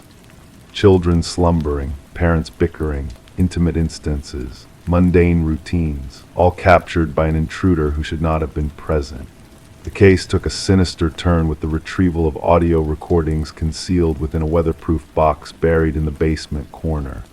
Conversations from the master bedroom, kitchen, living area echoed through the files. The pristine sound quality hinted at sophisticated microphones secreted throughout the house, undetected during the initial sweep. "We must dismantle every wall," Connors urged, her tone edged with urgency. "Probe inside air vents, light fixtures, electrical outlets. The perpetrator has been surveilling these families for years."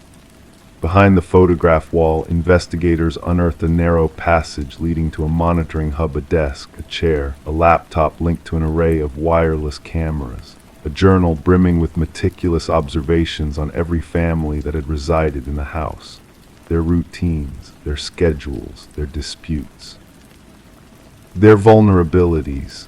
The script mirrored that of the house's original builder, Edward Kelvin, a man who vanished from public records after being rumored to have perished during construction. The journal's final entries grew increasingly erratic, with phrases like "they never looked down" and "they never see me" recurring. The last page bore a solitary sentence: "The next family arrives tomorrow." Fingerprint analysis confirmed the suspicions. Edward Kelvin had never departed the house he constructed. He had retreated into its hidden recesses, erecting a labyrinth of observation points to clandestinely monitor the families who believed they dwelled in solitude. The manhunt spanned 3 days, culminating in the discovery of Kelvin huddled within a crawlspace between the second-floor chambers, his emaciated frame attuned to navigating the narrow passages he had engineered within the walls. His eyes blinked, unaccustomed to direct illumination from the flashlight beams. During interrogation, Kelvin spoke of the families as if they were players in his exclusive drama. He described observing them with the detached gaze of a scientist studying specimens. He had never infringed upon them, never stolen from them, never directly intervened in their lives. He had merely watched, recorded, documented. "They welcomed me in," he murmured to investigators, his voice tranquil and rational. "They signed the deeds, they became mine." The psychological evaluation diagnosed Kelvin with severe delusions, perceiving himself as a custodian of the house rather than an intruder. The families were transient tenants in what he deemed his enduring abode. The Mercers never revisited the property. Like their predecessors, they abandoned their possessions, salvaging only essentials in suitcases. The house stood vacant as the case navigated the legal system. The trial uncovered the extensive surveillance network Kelvin had orchestrated, hidden chambers accessible solely through crawlspaces, observation posts integrated into the architecture, meticulously devised before the inaugural brick was laid. The dwelling had been fashioned as a surveillance mechanism from its inception, its inhabitants unwitting participants in Kelvin's obsessive documentation. Upon the jury's verdict, Kelvin displayed no reaction. He had already retreated into the recesses of his mind's architecture, maneuvering unseen through the passages of the house now existing solely in recollection. The property was eventually razed, the earth beneath excavated and sealed. Yet, for the families who had resided within, the violation endured. They were haunted not by what was taken from them, but by what they had remained oblivious to, observed, listened to, recorded in their most intimate moments from within walls they trusted to shield them.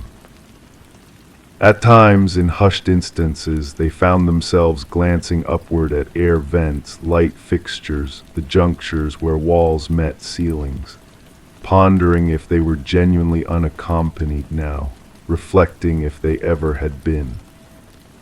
Story 12. The costume shop had an air of finality, its doors soon to shut for good. Among the remnants of forgotten disguises, a woman's hand reached for a mask perched on a dusty shelf. Its delicate features held an unsettling lifelike quality that drew her in. Placing it on the counter, the cashier hesitated, his voice a mere whisper. "That's not ours." Perplexed, she sought a tag only to find none. With a shrug, she carried it home. That night a soft murmur roused her from slumber, a rustle of fabric, a shift in the air.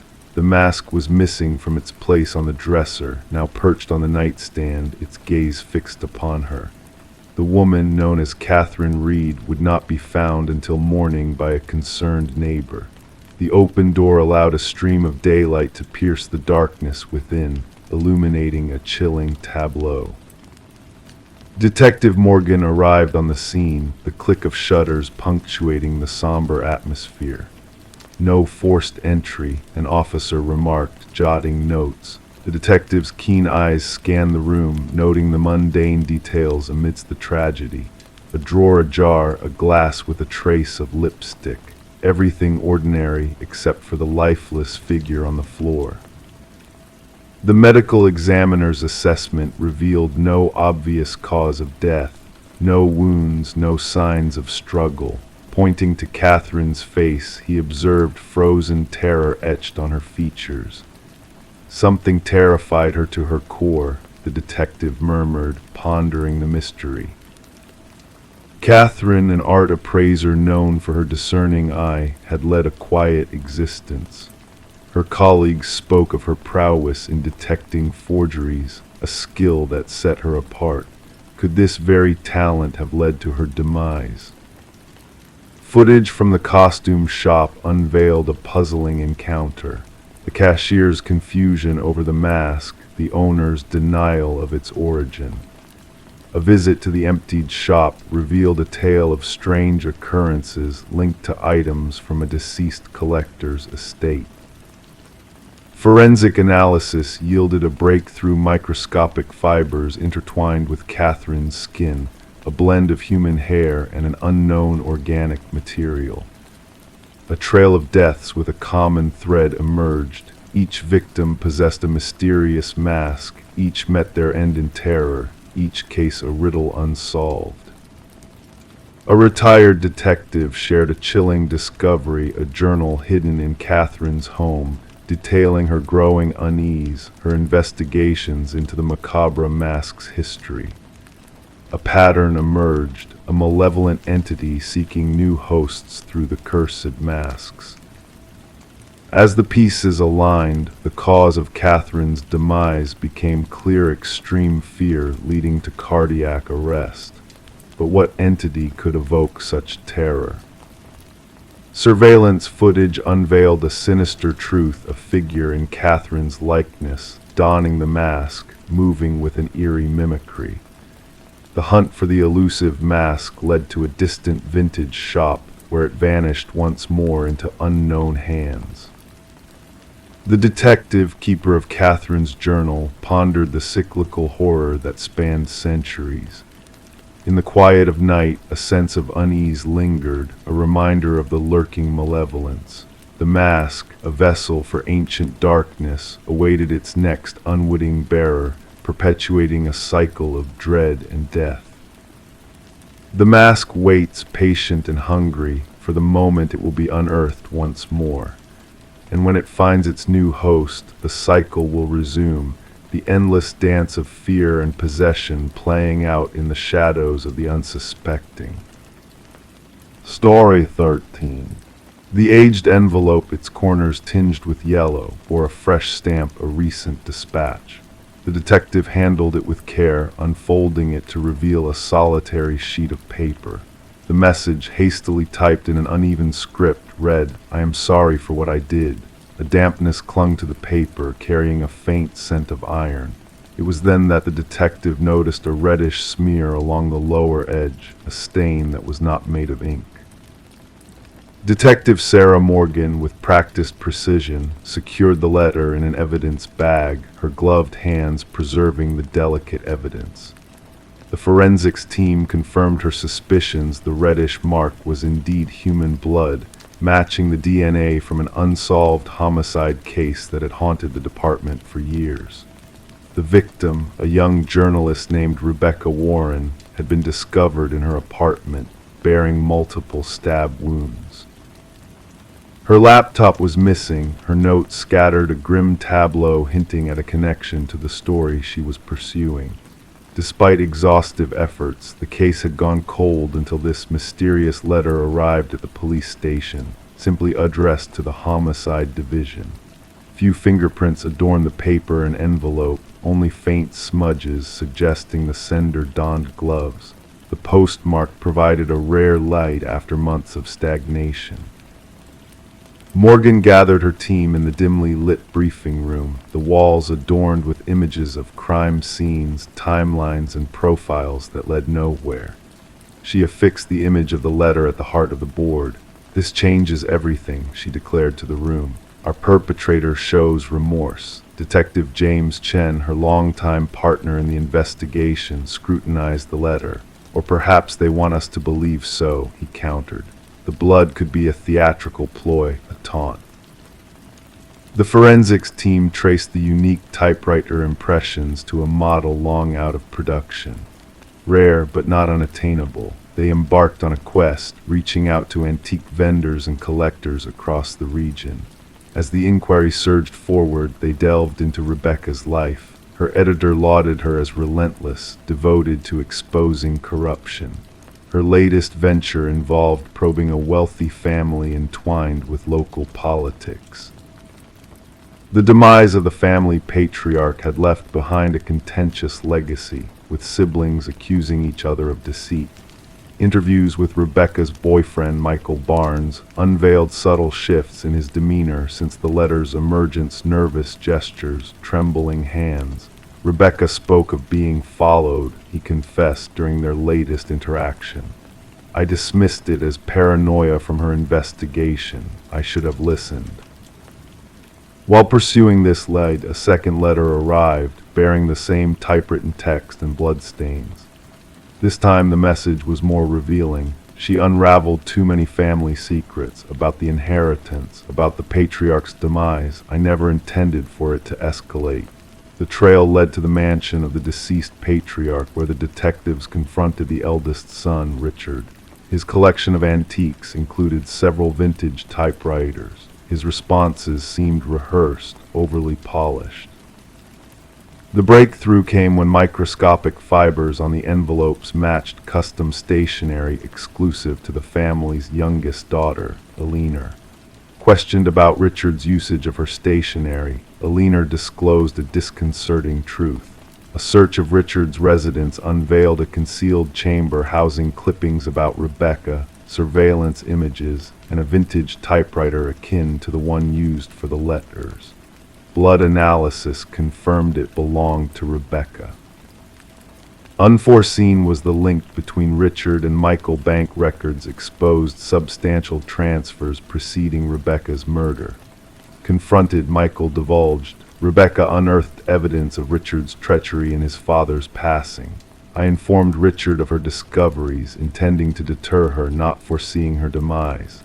The puzzle coalesced when Eleanor surfaced with a clandestine recording capturing Richard and Michael plotting against Rebecca.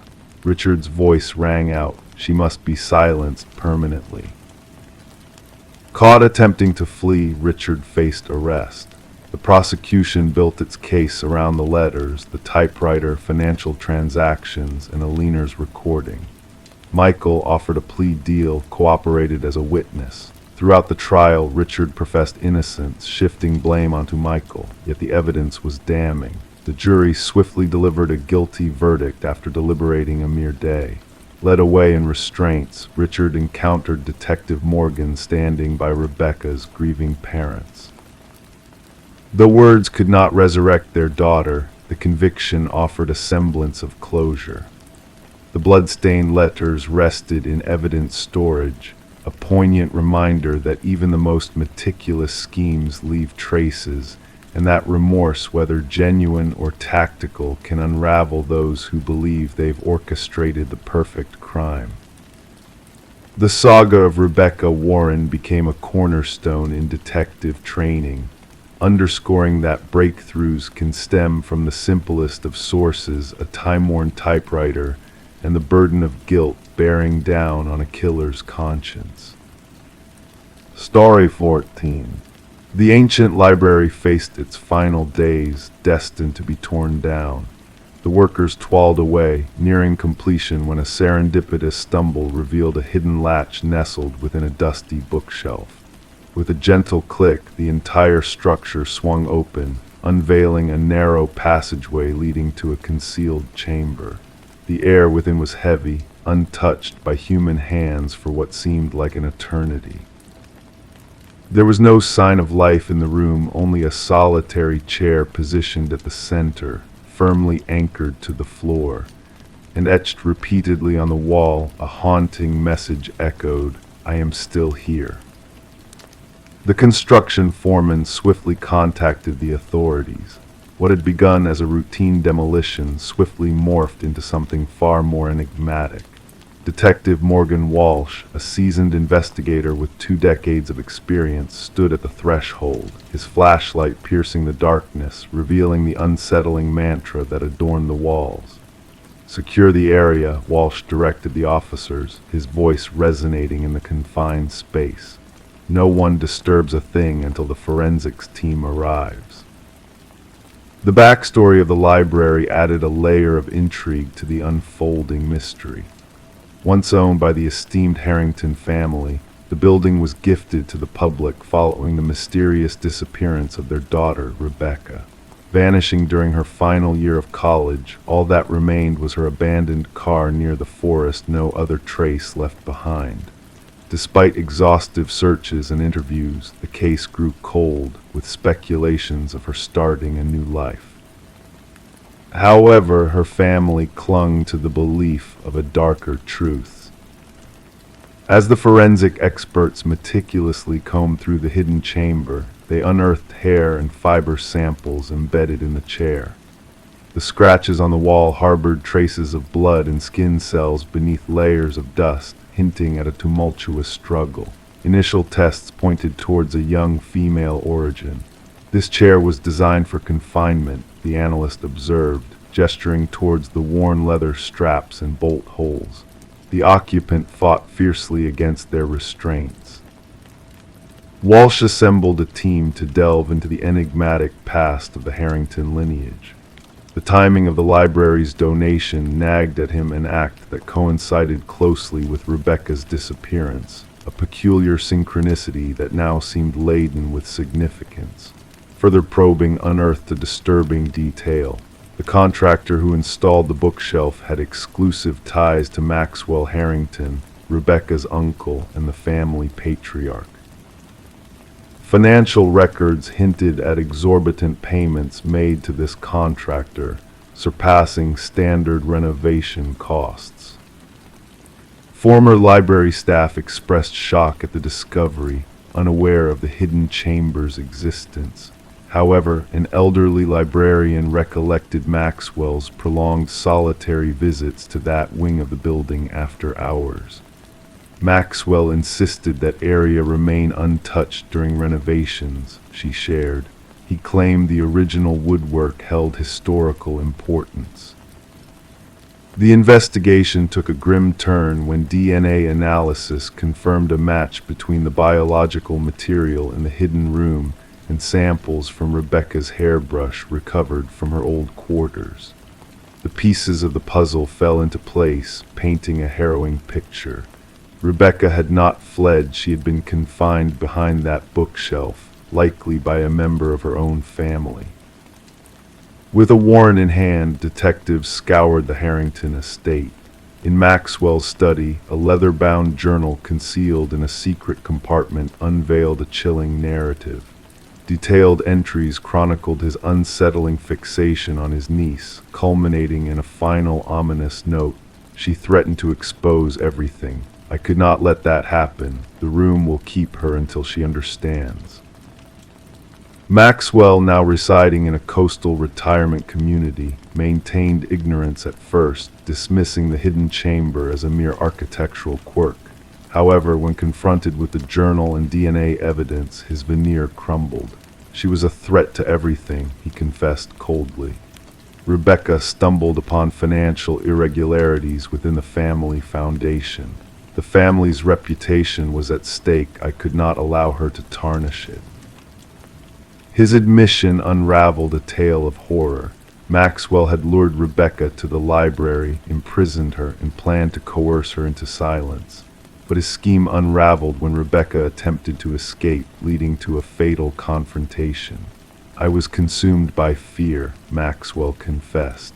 "I buried her beneath the chamber's floor and sealed it off. Donating the library was my way of ensuring that space remained undisturbed." Subsequent ground scanning technology confirmed the presence of human remains beneath the chamber's floor. Excavation unveiled Rebecca's skeletal remains, adorned with the silver bracelet gifted by her parents. The Harrington family witnessed Maxwell's sentencing, closure finally within reach. Rebecca's mother clutched the recovered bracelet, a poignant remnant of her lost daughter. The demolition of the library stalled indefinitely, transforming into a site of remembrance and contemplation. Locals adorned the entrance with flowers, paying homage to a life cut short and a truth concealed behind a bookshelf. In a poignant twist, Rebecca's desperate message, "I am still here," etched on the walls, ensured she would never fade into oblivion. Justice, though belated, had found its way into the light, illuminating the shadows that had concealed a tragic chapter in the Harrington family history. Story 15: The Enigmatic Victorian. She crossed the threshold of the ancient Victorian, a haze of dust dancing in the stagnant air. The house, abandoned for years, exuded a sense of frozen time, its peeling walls and shrouded furniture telling silent stories of neglect. Yet, amidst the eerie stillness, there was one peculiar anomaly that set this place apart, a mystery that beckoned to be unraveled.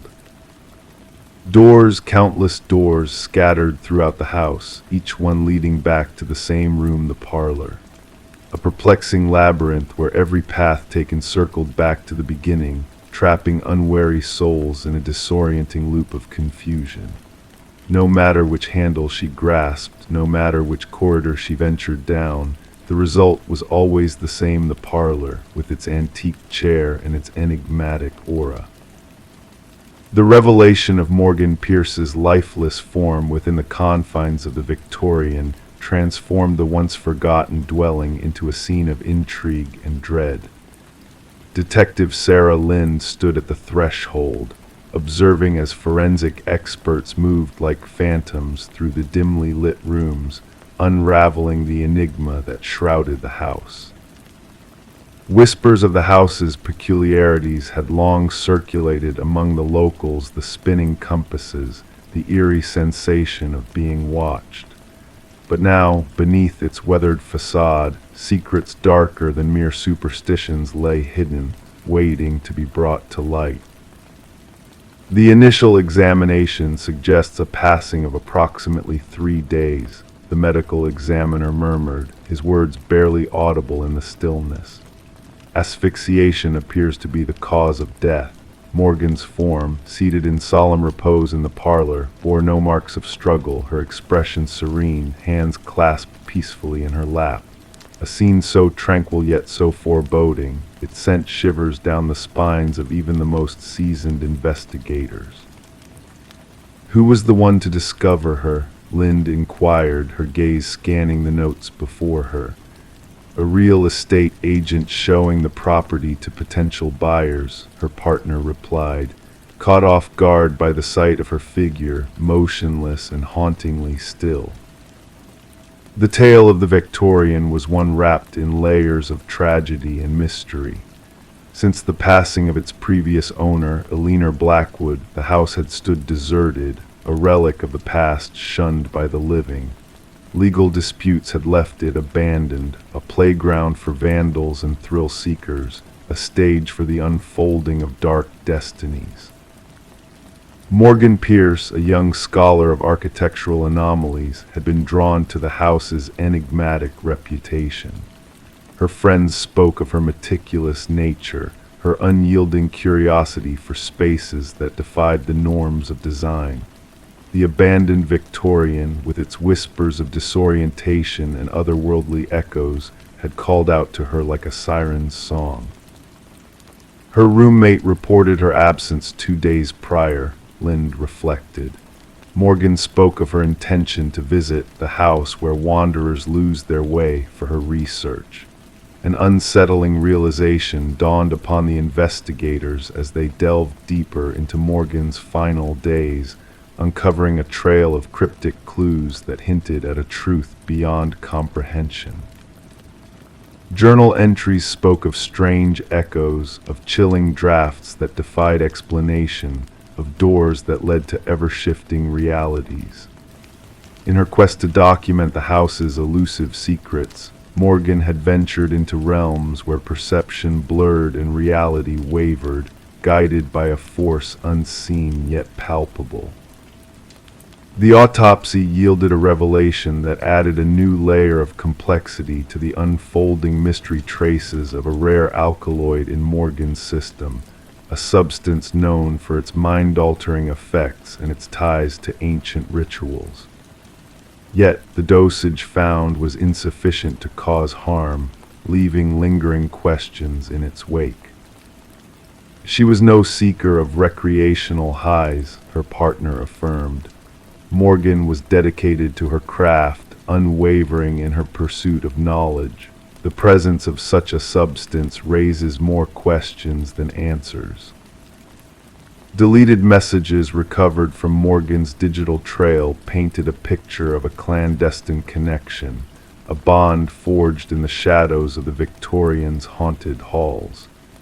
Conversations veiled in secrecy, intimacies shared in whispers, a dance of minds entwined in the enigma of the house's allure. The house retains memories of its past, one message hinted. It yearns to reveal its truths to the chosen few, a tapestry of enigmatic musings, each thread leading deeper into the labyrinth of the unknown. The path of investigation veered towards Adam Reeves, an expert in architectural history who had crossed paths with Morgan in her quest for understanding. His knowledge of rare spatial phenomena had drawn her in, forging a bond that transcended the boundaries of mere scholarship. Reeves professed a deep connection to the Victorian, a belief in its hidden depths and its whispered secrets. The architect designed it to confound and bewilder, he confessed. Morgan saw beyond the illusions, glimpsed a truth veiled from ordinary eyes. But alibis and evidence pointed away from Reeves as a suspect in Morgan's demise. Security footage placed him miles away at the time of her passing, his whereabouts accounted for in a web of undeniable proof.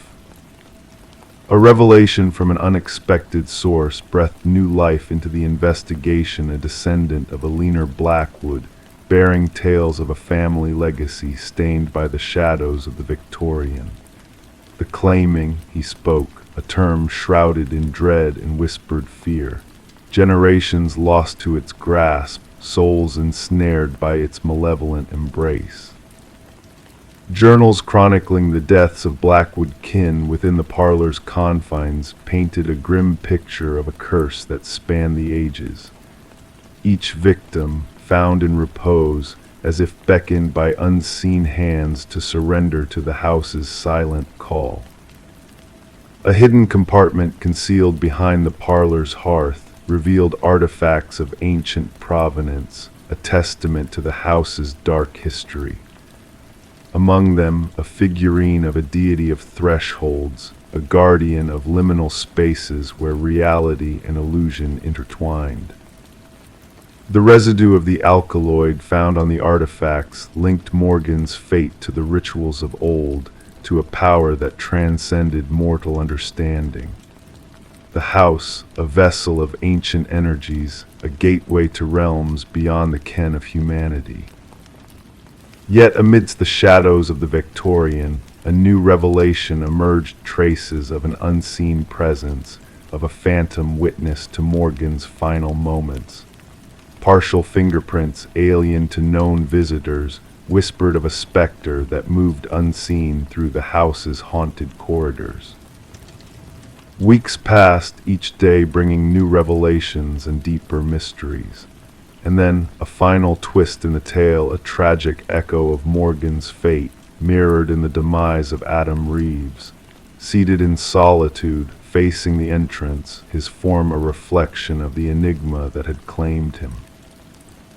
In his grasp, a key wrought of ancient design, a key that unlocked the secrets of the hidden chamber within the Victorian's depths. In his final words, preserved in a digital testament, Reeves spoke of truths uncovered too late, of doors that led to nowhere yet everywhere. The investigation, a tapestry of shadows and light, of whispers and silence, remained unresolved, a specter haunting the minds of those who dared to tread within the Victorian's realm. The house, now condemned and forsaken, stood as a silent sentinel to the mysteries that lay buried within its walls. Rumors persisted, whispers of lights flickering in the dead of night, of figures glimpsed in the windows by those who dared to peer inside. The legend of the house, of its claim on those who delved too deep, echoed through the town like a ghostly refrain. Some spoke of curses and malevolent forces, of a darkness that hungered for souls lost in its grasp. Others whispered of revelations profound and ancient, of truths that transcended mortal understanding. The truth, elusive as a shadow in the night, remained veiled in the mists of time, a riddle unsolved, a mystery unbound. In the heart of the Victorian, where all doors led back to the beginning, the echoes of the past lingered, waiting to be awakened by those brave enough to seek the truth within the enigma of the house where reality and illusion intertwined. Story 16, hidden in the attic beneath a worn blanket, they discovered it. A porcelain doll, ancient and fragile, with piercing blue eyes that seemed to hold secrets untold. Sarah and Michael, a young couple captivated by the allure of a Victorian house with a shadowed past, brushed off the doll as just another forgotten relic. But as night descended, a strange unease settled in their home. The air grew heavy, the silence profound. And when morning broke, the doll had vanished from the attic, only to reappear at the foot of their bed, a silent sentinel in the night. Detective Rachel Winters, a seeker of truth in the face of darkness, was summoned on a crisp autumn day to investigate a chilling scene. In the master bedroom, a woman lay posed in an unnatural manner, eyes wide with fear. Nearby, the male victim appeared as if he had been fleeing from an unseen horror. The precision of their positions bespoke a deliberate act, a macabre display akin to a doll plucked from a sinister playhouse. As Detective Winters delved into the mystery, whispers of the house's past emerged like ghosts from the shadows. Neighbors spoke of shadows dancing in empty rooms and spectral laughter haunting the night. The forensic team uncovered traces of antique fabrics, akin to those used in doll clothing, woven into the very fabric of the house. Yet no fingerprints, no DNA, no tangible evidence of an intruder, lingered a phantom presence that left no trace. The threads of history intertwined with the present, revealing a tapestry of tragedy woven through time. Previous owners met their ends under inexplicable circumstances, their fates mirroring the specter of the doll maker who once dwelled within those walls. A doll, a perfect replica of his deceased daughter, a creation imbued with whispers of rituals and secrets buried in the attic's depths. Photographs hidden beneath floorboards unveiled a haunting truth, a doll that moved between moments captured in time, a silent witness to the unfolding tragedy. Invisible handprints trailed from the attic to the master bedroom, a spectral path etched in porcelain dust and enigmatic residue. The revelations led Detective Winters to a distant relative of the doll maker, a bearer of dark family lore that spoke of binding spirits to inanimate forms, of giving life to creations beyond human understanding. The case, shrouded in mystery, defied conventional explanation, Suspects eluded capture, evidence defied logic, and in a twist of fate, the doll vanished from police custody, leaving only questions in its wake. Detective Winters, touched by an unseen force, retired from the force, carrying with her a forbidden secret locked away in her final moments. The house, a silent witness to the unfolding drama, passed into new hands, its attic left undisturbed, a silent testament to the unseen forces that lingered within. And on quiet nights, whispers of laughter and shadows dancing behind attic windows echoed through the neighborhood, a reminder of a past that refused to be forgotten. Story 17. The apartment lay dormant, untouched by life for months on end. When the new tenants arrived, their expectations were low, perhaps just a layer of dust, some remnants of furniture left behind. Yet one door refused to yield. It stood locked, a mystery within the walls. With a forceful push, the landlord finally broke through, anticipating old belongings or clutter. But what they discovered within sent shivers down their spines. The closet walls were marred by deep, erratic scratches, etched into the wood with a sense of urgency. And nestled in the corner, an ancient flip phone, its battery long drained except for the eerie glow of a single unread message on the screen. Detective Morgan Shaw, seasoned in the realm of disturbing scenes, felt an unfamiliar chill creep down her spine at the sight before her. It wasn't the sight of blood or violence that unsettled her, but rather the implications of those desperate scratch marks, a tale of someone trapped, fighting for freedom. "We need forensics on the scene immediately," she instructed her partner, Officer Reed, who diligently captured the haunting scratches on camera, and gather the records of the previous tenants. The cryptic message on the phone simply stated, "I know what you did." The landlord, a jittery soul with perpetually clammy hands, revealed that the former tenant had vanished without a trace, leaving rent unpaid. A quiet young woman kept to herself, left abruptly about 6 months back, he stammered, his gaze skirting the closet, never caused any trouble. Forensic analysis unveiled multiple blood samples mingled within the scratch marks on the walls. Most matched a single individual, presumably the missing tenant, Emma Caldwell, a 28-year-old woman reported absent from her workplace. However, 2 distinct DNA traces emerged. One remained a mystery in the database, while the other belonged to a man supposedly deceased for 2 years.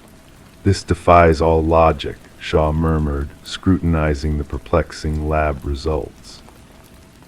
Derek Mercer, previously convicted of assault, had been declared dead in a tragic car accident, his identity confirmed through dental records. Yet his DNA lingered fresh upon the closet walls. Emma's apartment whispered a tale of an interrupted existence. Unopened mail scattered about, a forgotten coffee mug in the sink, a neatly arranged bed. Her phone records hinted at a sudden cessation of regular calls with her sister, replaced by a flurry of interactions with an unidentified number in the weeks preceding her disappearance. The sister mentioned Emma had a new boyfriend, Officer Reed relayed. No name given, just described as intense and private. Surveillance footage captured Emma's return to her building one fateful night, followed shortly by a mysterious figure in a baseball cap, deliberately concealing their face from view. A breakthrough occurred when partial fingerprints matching Derek Mercer were discovered on the inside doorknob of the closet. He faked his own death, Shaw deduced. The question remains why and what ties him to Emma. The unidentified DNA fragment led them to another missing person case. Lynette Porter, who had vanished 3 years prior. Her disappearance had grown cold until neighbors recognized a woman matching her description frequenting Emma's residence. Shaw pieced together the puzzle using traffic camera footage, tracing a car registered to Derek Mercer's mother repeatedly near Emma's building, with a driver resembling Derek in stature and build. The trail led to a secluded property owned by Mercer's family. Concealed behind sturdy basement doors, they uncovered Lynette Porter alive but emaciated, confined in conditions reminiscent of Emma's captivity. "He forced me to witness," she murmured, her eyes hollow. "Said I needed to learn the consequences of attempting to escape." Evidence mounted against Mercer, journals detailing his fixation on dominance, photographs of women resembling Emma and Lynette, and most damning of all, video recordings of Mercer coercing Emma into the closet. "She thought she could expose me," his voice echoed on the tape. "No one reveals my truths." The hunt for Derek Mercer spanned jurisdictions, while forensic psychologists sketched a profile that sent shivers down the spines of investigators. Mercer's desires transcended mere murder. He sought to inflict suffering, to revel in the gradual erosion of hope within confined spaces. Upon his apprehension at a bus terminal, Mercer clutched a new identity and a ticket to a coastal destination. Nestled in his backpack, a roll of duct tape, a hunting knife, and a newspaper clipping chronicling Emma's disappearance. During interrogation, Mercer maintained a veneer of calm, almost pleasant demeanor. "She sent that message to herself," he claimed regarding the phone's cryptic text. "She yearned for someone to rescue her, but she didn't merit salvation." The trial unveiled the intricate web of deception Mercer had spun to fabricate his demise, utilizing dental records from a homeless man matching his physical attributes. For years, he had eluded detection, preying on women resembling his initial victim. Emma's remains were never recovered. Forensic clues hinted that she had met her end within that unforgiving closet, clawing desperately at walls that refused to surrender. Following a mere 4-hour deliberation, the jury returned a verdict of guilt on all charges. As the judge pronounced a life sentence without possibility of release, Mercer's lips curved into a faint smile, as if aligning with some enigmatic rationale known solely to him. At the sentencing, Lynette Porter addressed the court. "He ensnared us in confined spaces because that's where his soul resides, trapped within shadows. Yet as he withers in his cell, I'll bask in the sunlight." The case prompted a revision of departmental procedures for missing persons inquiries, with a heightened emphasis on relationship dynamics and rental property scrutiny. Detective Shaw preserved the closet door from Emma's apartment, mounted on her office wall, a poignant reminder that the most harrowing crime scenes aren't always drenched in blood, but etched with the frantic marks of one battling for survival. Story 18. The parcel arrived without a trace, no sender's label, no tracking code in sight. Just a plain cardboard box kissed by the morning dew, sitting innocently on Sarah's doorstep. It wasn't intended for her. The address was correct, but the name was a stranger's. She should have dismissed it, left it out in the open air, but the allure of the unknown beckoned. With a gentle tug, she peeled back the tape, anticipating mundane contents like books or clothes. Yet nestled within was a relic of the past, a VHS tape, accompanied by a solitary sticky note.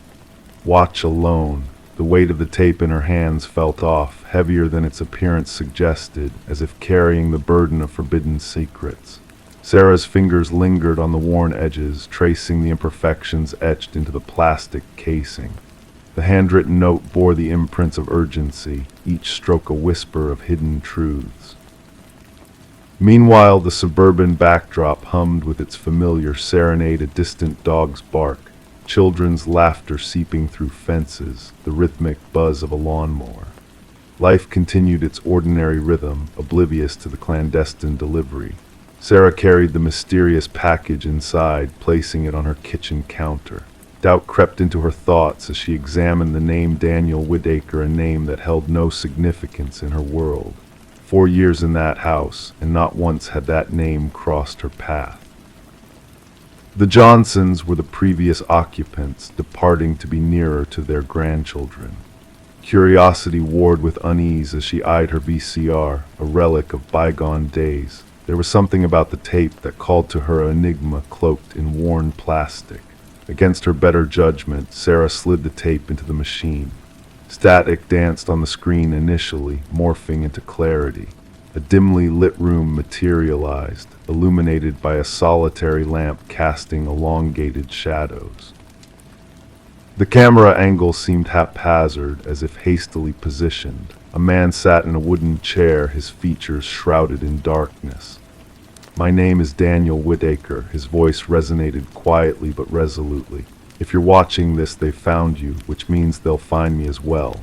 Leaning forward, his weary face emerged from the shadows, eyes sunken, stubble on his jaw, hair unkempt. "I'm innocent. You have to believe me. They framed me, planted evidence, even though I never laid a finger on her." The camera trembled as Daniel readjusted it, revealing the stark emptiness of the room, bare walls, sparse furniture, a transient abode of a man ready to vanish at a moment's notice. "It's all a setup. The police report will claim I knew her, that we quarreled, that witnesses heard our disputes. Lies. I only saw Catherine Walsh on the news after she was found dead in her home with my DNA inexplicably at the crime scene." Detective Eliza Ramirez scrutinized the identical VHS tape before her, the fifth to surface, each bearing Daniel Whitaker's desperate plea, a man accused of Catherine Walsh's murder, a man who had vanished without a trace. Initially, the Walsh case seemed cut and dry, a young professional strangled in her own bedroom. No signs of forced entry, evidence pointing squarely at Whitaker, his fingerprints already catalogued from a minor offense years prior. Eyewitnesses reported a figure matching his description lingering near her residence in the weeks leading up to the tragedy. Phone records placed him in the vicinity on the fateful night, a clear-cut case, until the tapes emerged. "The tapes complicate matters," Detective Ramirez murmured into her recorder, updating her progress. "Whitaker is either orchestrating an intricate ruse or unveiling something darker."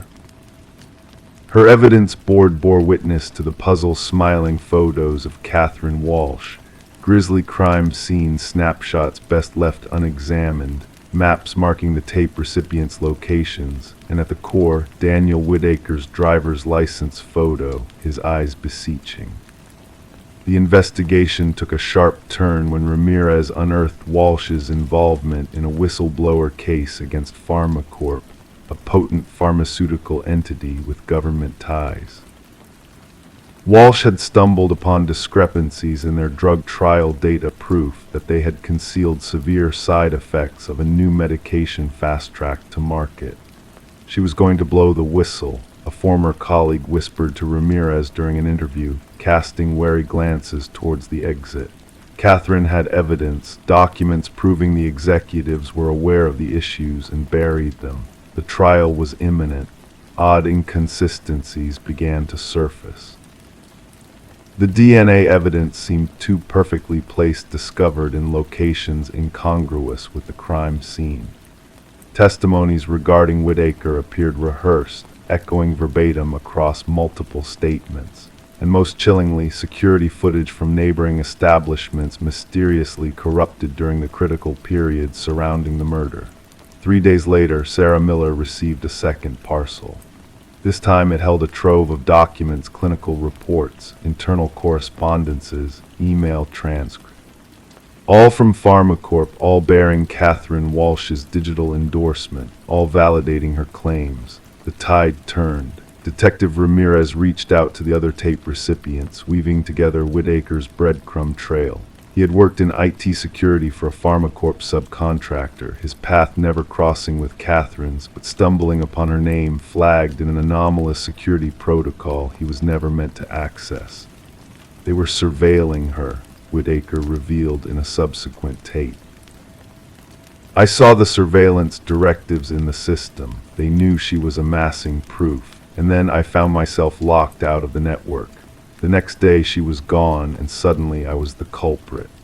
The case crumbled when Sarah Miller noticed a crucial detail on her tape copy that had eluded others: a reflection in a window behind Whitaker, revealing a line of storage units. Collaborating with Ramirez, they pinpointed the site. In Unit 217, the truth lay bare.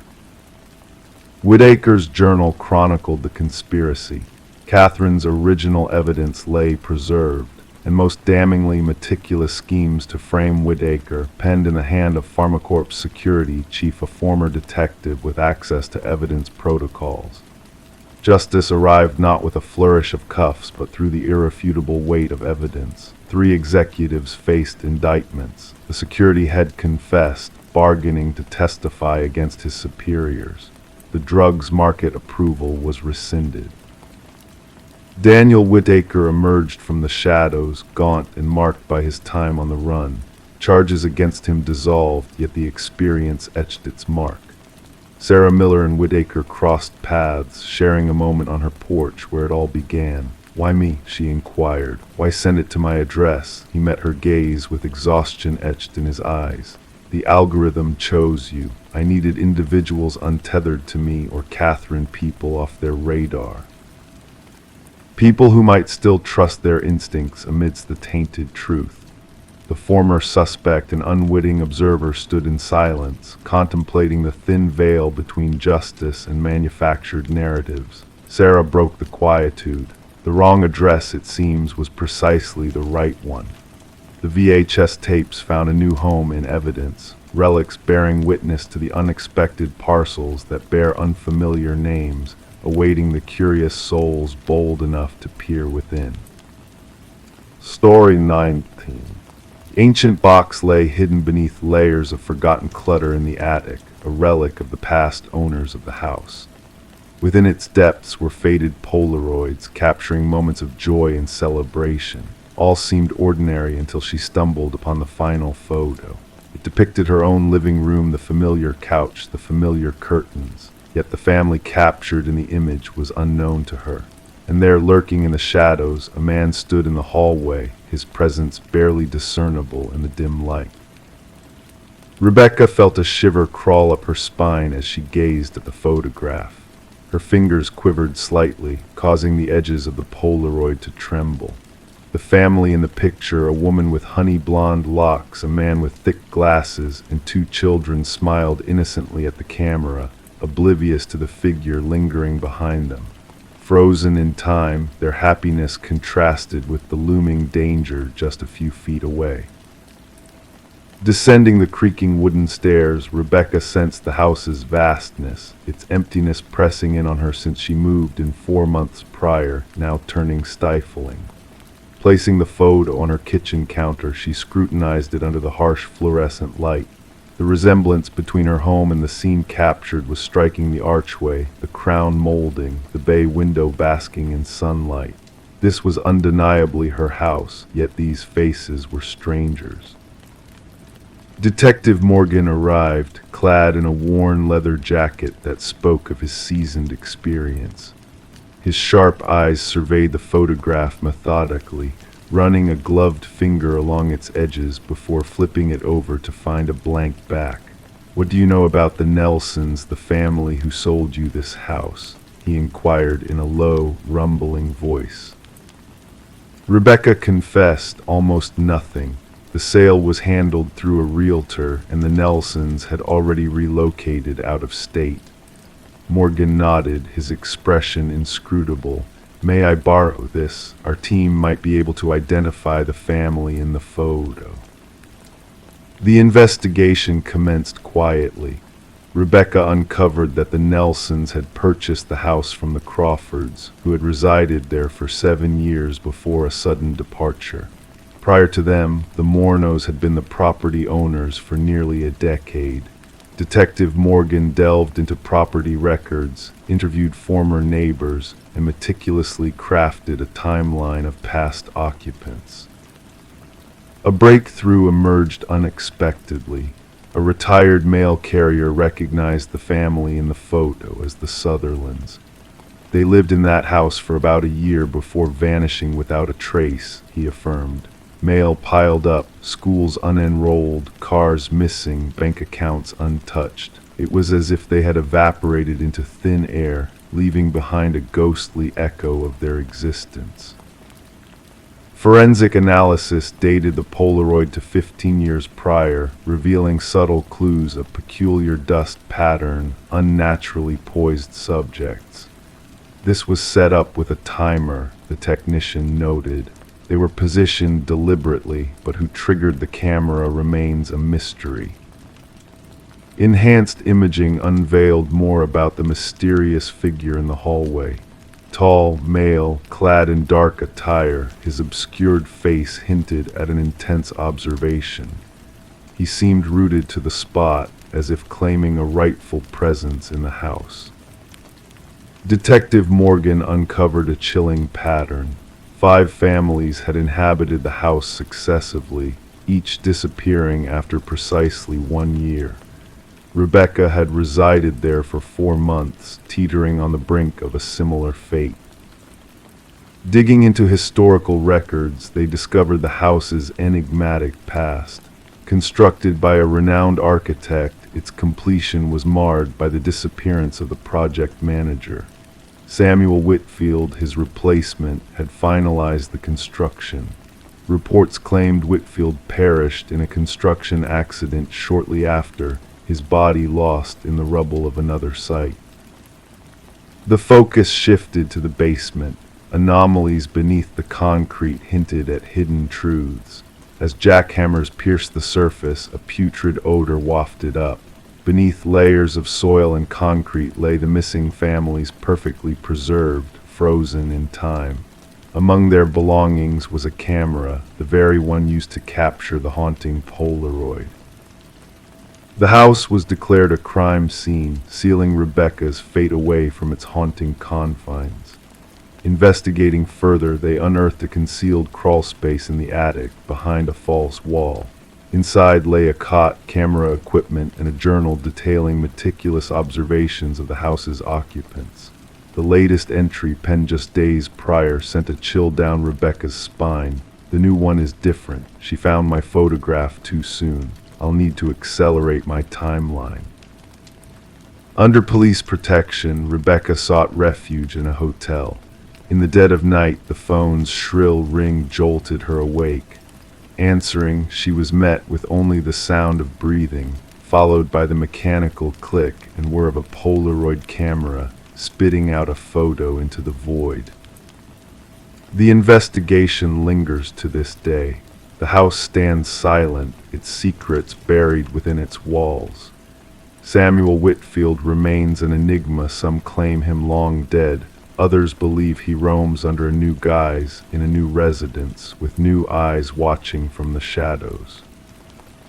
In a darkened room somewhere, photographs develop capturing new families, new abodes, and new figures lurking in the obscurity. Those who seek answers about the man in the photograph find themselves under a watchful gaze, their every move monitored by unseen eyes. Story 20, The Nursery Whispers. She desired to refresh the nursery before the little one's arrival. The walls wore a faded blue, a hue that harbored tales from bygone days within its layers. As she applied the initial coat of white paint, a hidden secret emerged from beneath letters, faint at first, then sharpening into clarity. A message etched beneath the surface. "Don't let it hear you," her breath hitched. Stepping back, her eyes caught sight of it, tiny handprints in the fresh paint, positioned too high on the wall for any child to reach. This discovery within the nursery of the Morgan home marked the genesis of what investigators would later dub the Whispering House case. The young couple had acquired the Victorian-style residence just a few months prior for a seemingly unbelievable price. The real estate agent had only mentioned minor cosmetic issues, withholding any mention of the property's ominous past. Detective Sarah Klein rang the doorbell, notebook clasped in her hand. A woman answered, her pregnant belly prominent beneath splattered overalls. Dark circles shadowed her eyes, signs of sleepless nights. The detective observed the woman's trembling hands as she recounted finding the hidden message and handprints. The previous owners vanished abruptly, the woman explained. Neighbors claimed they departed in the dead of night, no moving van, just essentials packed into their car. Walking through the historic abode, Detective Klein's steps echoed against weathered floorboards. Standing in the nursery, she scrutinized the partially painted wall. The message still lingered where the painting had been abruptly halted. Beside it, 5 small handprints imprinted in the wet paint, situated at adult shoulder height. Back at the precinct, Detective Klein delved into records concerning the property. The house had changed hands 8 times in 30 years, an unusually high turnover rate. Each family had resided there for less than 2 years. More chilling were the child welfare reports filed for 3 of those families. Children speaking of whispers from the walls and someone watching them sleep. The detective delved deeper, examining construction records and historical documents. The house had once been owned by Eleanor Blackwood, a wealthy widow without children who had run a small orphanage on the premises during the early industrial era. Newspaper clippings referenced 5 children who had vanished from her care. Authorities back then suspected they had run away, a common occurrence for orphans in that time. Upon Eleanor's passing, workers renovating the house stumbled upon a sealed room behind the nursery wall. Inside, they discovered children's belongings, tiny shoes, toys, and clothing, but no remains. The case turned cold, stored away in dusty archives. Detective Klein interviewed former residents, weaving together a disturbing narrative. Each family with children reported strange happenings, toys rearranged overnight, childish laughter wafting through empty corridors, and crayon drawings materializing on walls. Most dismissed these occurrences as figments of the imagination until the writing surfaced. The message slightly differed in each account. Don't let them find you. Don't make a sound. Don't let it hear you. Always the same handwriting, always unveiled during nursery repaintings. A forensic linguist analyzed photographs of the writing, confirming it matched samples from Eleanor Blackwood's journals. More unsettling were the handprints uniform in size and placement across decades, despite different children residing in the home. The investigation took a darker turn as the detective persuaded the current owners to permit ground-penetrating radar in the basement. The technician identified anomalies in the readings, 5 distinct shapes beneath the concrete floor, each roughly child-sized. Workers broke through the concrete, exposing a ghastly revelation. 5 small sets of remains arranged in a circle. Forensic analysis revealed the children had perished during Eleanor's ownership of the house. Each child still wore a small pendant engraved with their name, the 5 orphans who had supposedly fled. The detective ordered luminol sprayed throughout the nursery. In the darkness, handprints shimmered on every wall, hidden beneath layers of paint, unseen by the naked eye. Hundreds of them at varying heights, as if the children had been attempting to escape. Eleanor's journals, recovered from county archives, unveiled her twisted beliefs. She held the notion that orphaned children possessed unique spiritual energy. By confining them in the secret room, she believed she could tap into their life force to prolong her own years. The children had scratched their warnings into the wall with their nails and bits of metal in hopes that future occupants would uncover their destiny. The case concluded with the proper burial of the 5 victims. Their names were finally recorded not as runaways but as victims of murder. The house sat vacant thereafter, the expectant couple declining to return even for their belongings.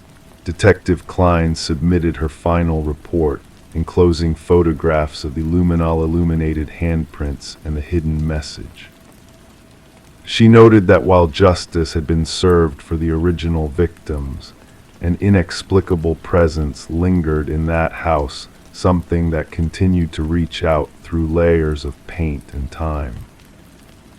The nursery walls were demolished during cleanup, yet workers reported hearing children's whispers emanating from the debris. Each refused to return after their shift concluded. The house was eventually condemned, another unsolved case filed away in an obscure cabinet, a tangible end to the case, yet metaphysical questions that would forever remain unanswered.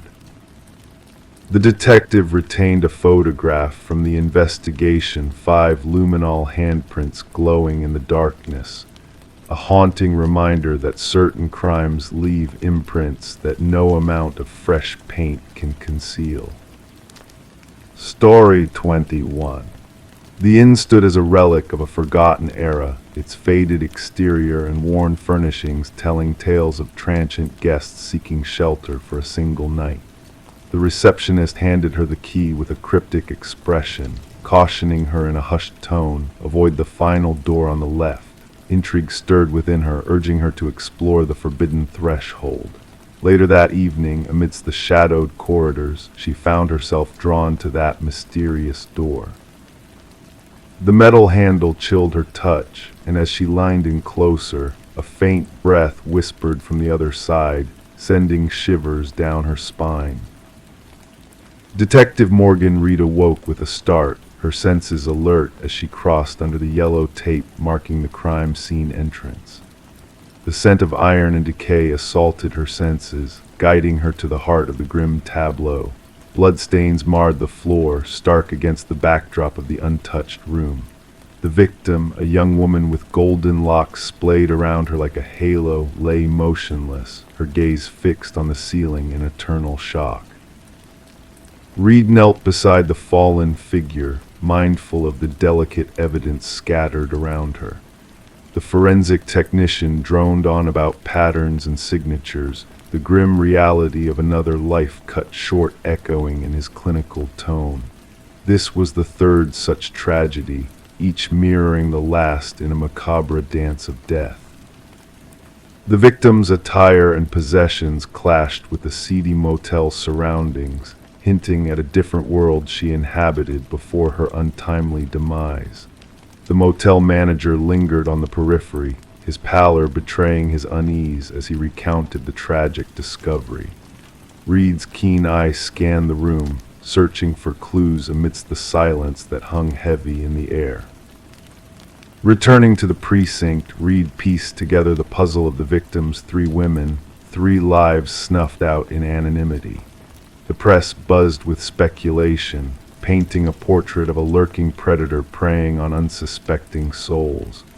The autopsy report revealed the cause of death, but the motive remained elusive, a shadow dancing just beyond reach. Days turned into nights as Reed delved deeper into the investigation, each lead a flickering hope in the darkness. Surveillance footage yielded no answers, alibis crumbled under scrutiny, and witnesses offered fleeting glimpses into the victims' lives. It wasn't until a chance encounter with the victim's sister that a crack appeared in the facade. Whispers of a clandestine affair led Reed down a new path, one that intertwined the victim's professional life with personal secrets. The name C lingered in the air, a tantalizing clue in a sea of uncertainty.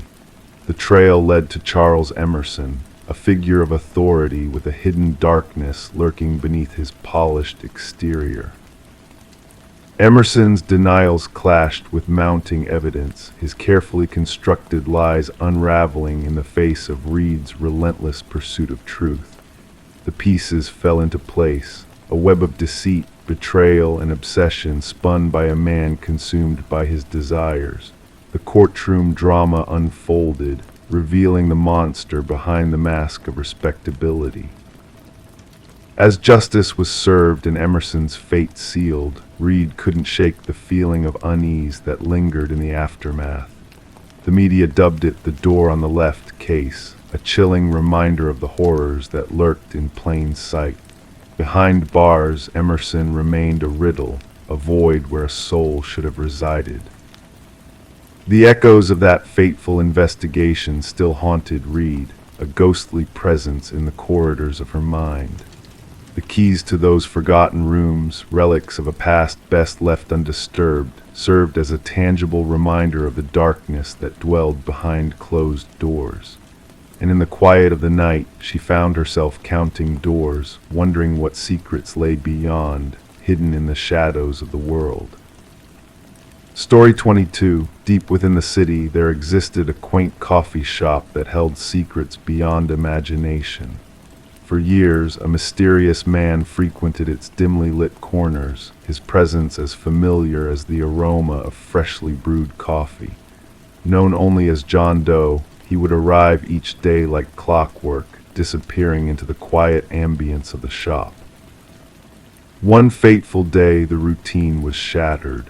John Doe failed to grace the coffee shop with his enigmatic presence, leaving behind only a wallet as a haunting reminder of his unexplained absence. Inside that wallet lay a driver's license, a mere placeholder for a missing identity, a void where a name should have resided. Detective Sarah Mercer, drawn into the enigma of John Doe, delved into the perplexing case. Reviewing the security footage, she witnessed the ordinary actions of an extraordinary man. John, with his nondescript appearance, vanished into thin air, leaving behind a trail of unanswered questions. As the investigation unfolded, Mercer encountered eerie clues: a wallet devoid of personal details, credit cards leading to nowhere, and a cryptic business card with a silent phone line. The coffee shop's barista, a witness to John's silent presence, could offer little insight into the enigma that surrounded him. The notebook left behind by John Doe held intricate codes and enigmatic sketches, hinting at a world beyond comprehension. Cryptographers puzzled over its contents, while Mercer's search for answers led her to a mysterious antique mirror within the coffee shop. The mirror, with its ornate carvings and enigmatic symbols, whispered of hidden truths. As Mercer probed its depths, she unearthed a secret chamber filled with identical wallets and a journal penned by the enigmatic John Doe. The journal spoke of experiments in temporal displacement and identity transference, of realities intersecting at the coffee shop's very core. With each revelation, the boundaries of reality blurred and strange occurrences plagued the once peaceful coffee shop. Reflections moved independently, and sightings of John Doe persisted, though security cameras showed no trace of his presence. A chance encounter with an elderly physicist shed light on the mystery. Margaret Keller revealed the true identity of John Doe Daniel Weston, a brilliant mind lost to an experiment involving quantum mirrors and parallel realities. Weston's belief in the interconnectedness of realities resonated within the walls of the coffee shop. Mercer's investigation reached a chilling climax as she witnessed the impossible on security footage, a duality of Daniel Weston existing within the mirror's reflection. The enigmatic man had transcended the boundaries of reality, his experiment reaching its cryptic conclusion. The shattered mirror, a shattered gateway between worlds, bore Weston's final message, a warning to those who sought to follow his path.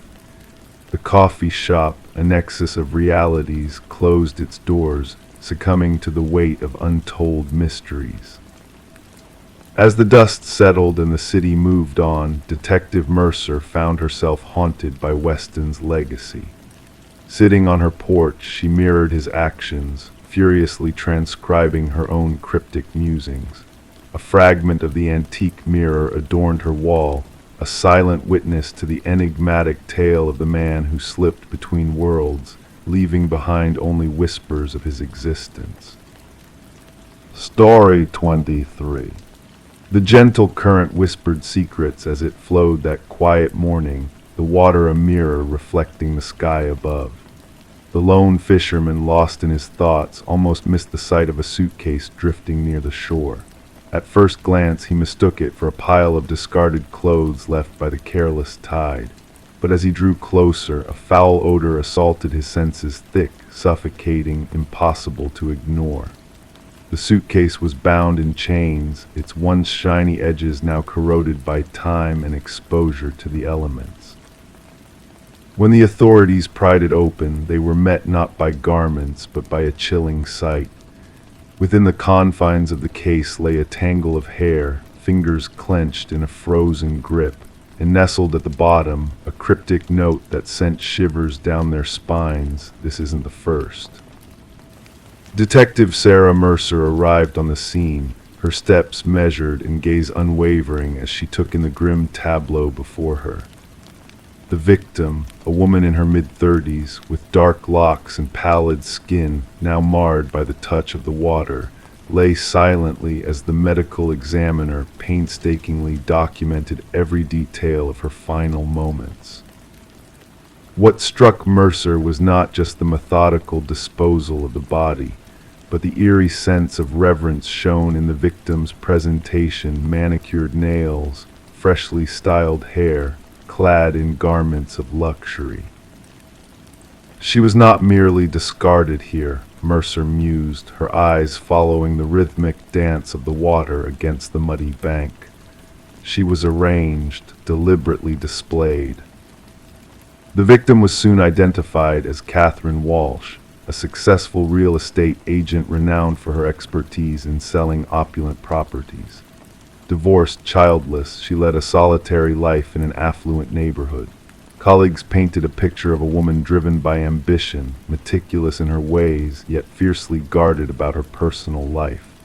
Her disappearance had raised alarms when she failed to show up for a crucial showing with affluent clients, a deal that promised to be the pinnacle of her career.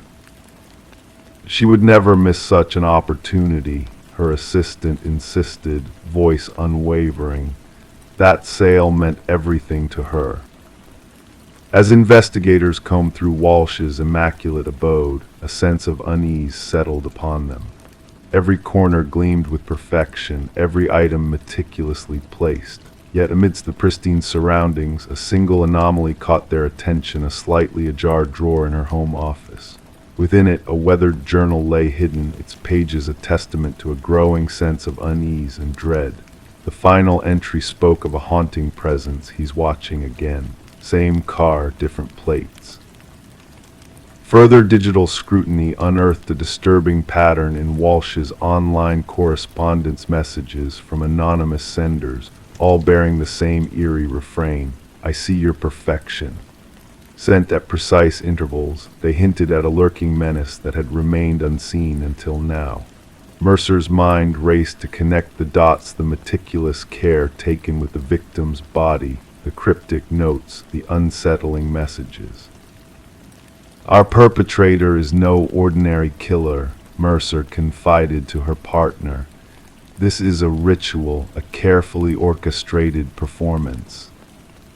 A breakthrough emerged from an unexpected source: a local pawnshop owner who recognized Walsh's distinctive emerald necklace among the pawned items. The culprit, identified as Michael Linden, a nondescript maintenance worker, had been captured on surveillance footage frequenting Walsh's building, his actions calculated and deliberate.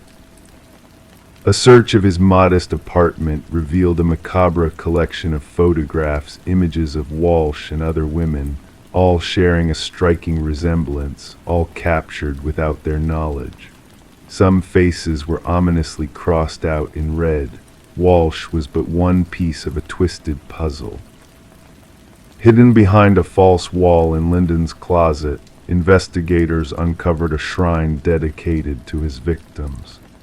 Each item meticulously arranged: a lock of hair, a used tissue stained with lipstick, keys and receipts meticulously catalogued. A chilling insight into the mind of a meticulous collector of lives. As Linden sat in the stark confines of the interrogation room, his demeanor remained stoic, his voice devoid of emotion. When pressed on his motives, he offered a chilling explanation. They were flawed, he intoned flatly. They projected perfection, but I saw past their facade. Catherine's vanity betrayed her. Her perfection was a charade. The search for the other victims hinted at in Lyndon's note led investigators to remote locales where 2 more suitcases were retrieved. Inside, the echoes of lives cut short women who, like Walsh, had fallen prey to Lyndon's twisted sense of correction. During the trial that followed, Lyndon remained an enigma, his eyes vacant as the prosecution laid bare his meticulous methods of stalking, capturing, and ultimately perfecting his victims. The families of the fallen watched in silent agony as the verdict was rendered a lifetime behind bars, a sentence devoid of redemption. For Mercer, the case was now closed, yet a sense of disquiet lingered. What inner demons had driven Lyndon to fixate on these particular women? What shadows lurked in the recesses of his own soul, demanding appeasement through unspeakable acts? The river continued its eternal journey downstream, carrying with it the remnants of a dark chapter now closed. But within the precinct on Mercer's desk lay the chilling reminders of a predator exposed, the meticulous notebooks, a testament to the darkness that can lurk behind the facades of normalcy. In the stillness of the night, as the world drifted into slumber, the tale of a killer hidden in plain sight whispered its unsettling lullaby, a cautionary hymn to those who dared to look beneath the surface. Story 24. The aging apartment exuded a sense of history, its walls holding secrets whispered through time. The heating system emitted low groans, and the pipes rattled with a familiar cadence. It was all part of the building's character, or so she convinced herself. Yet one night, as she lay in bed, a soft voice drifted through the vents, barely audible but undeniably real. It wasn't the usual distant chatter of neighbors. It was a delicate whisper, beckoning her, calling her name into the darkness. Intrigued and slightly unnerved, she hesitantly pressed her ear against the cool metal grate, her heart quickening with each breath. A sudden rush of icy air brushed past her cheek, carrying a voice that seemed to dance on the edge of reality, teasingly saying, "I know you can hear me." Detective Morgan Shaw found herself standing in the midst of the empty apartment, a chill settling in the air as she focused on the rusted vent cover that had been forcefully removed. The forensic team meticulously combed through the space, capturing every detail with their cameras as Shaw's gaze remained fixed on the unsettling scene before her. The missing woman, Alina Reeves, had vanished without a trace for a week, until the building's faint odor caught the attention of the manager. What they uncovered within the ventilation system was beyond comprehension. Officer Patel relayed information from his notepad, mentioning Alina's claims of hearing voices through the vents that the building management had dismissed as mere noises from the aged infrastructure. Shaw knelt by the vent, observing the deep scratches surrounding it, evidence of a desperate attempt to break free from within. The markings on the metal spoke of a struggle, of someone fighting to escape from an unseen menace lurking in the shadows.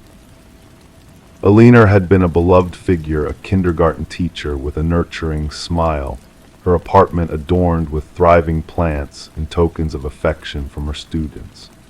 Her sudden disappearance had left a void that echoed through the community.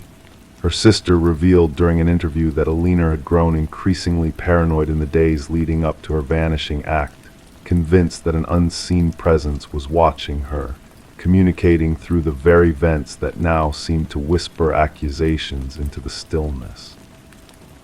As Shaw delved deeper into Alina's life, she pieced together a puzzle of eerie coincidences and unnerving revelations. Fibers from Alina's clothing were discovered within the vent.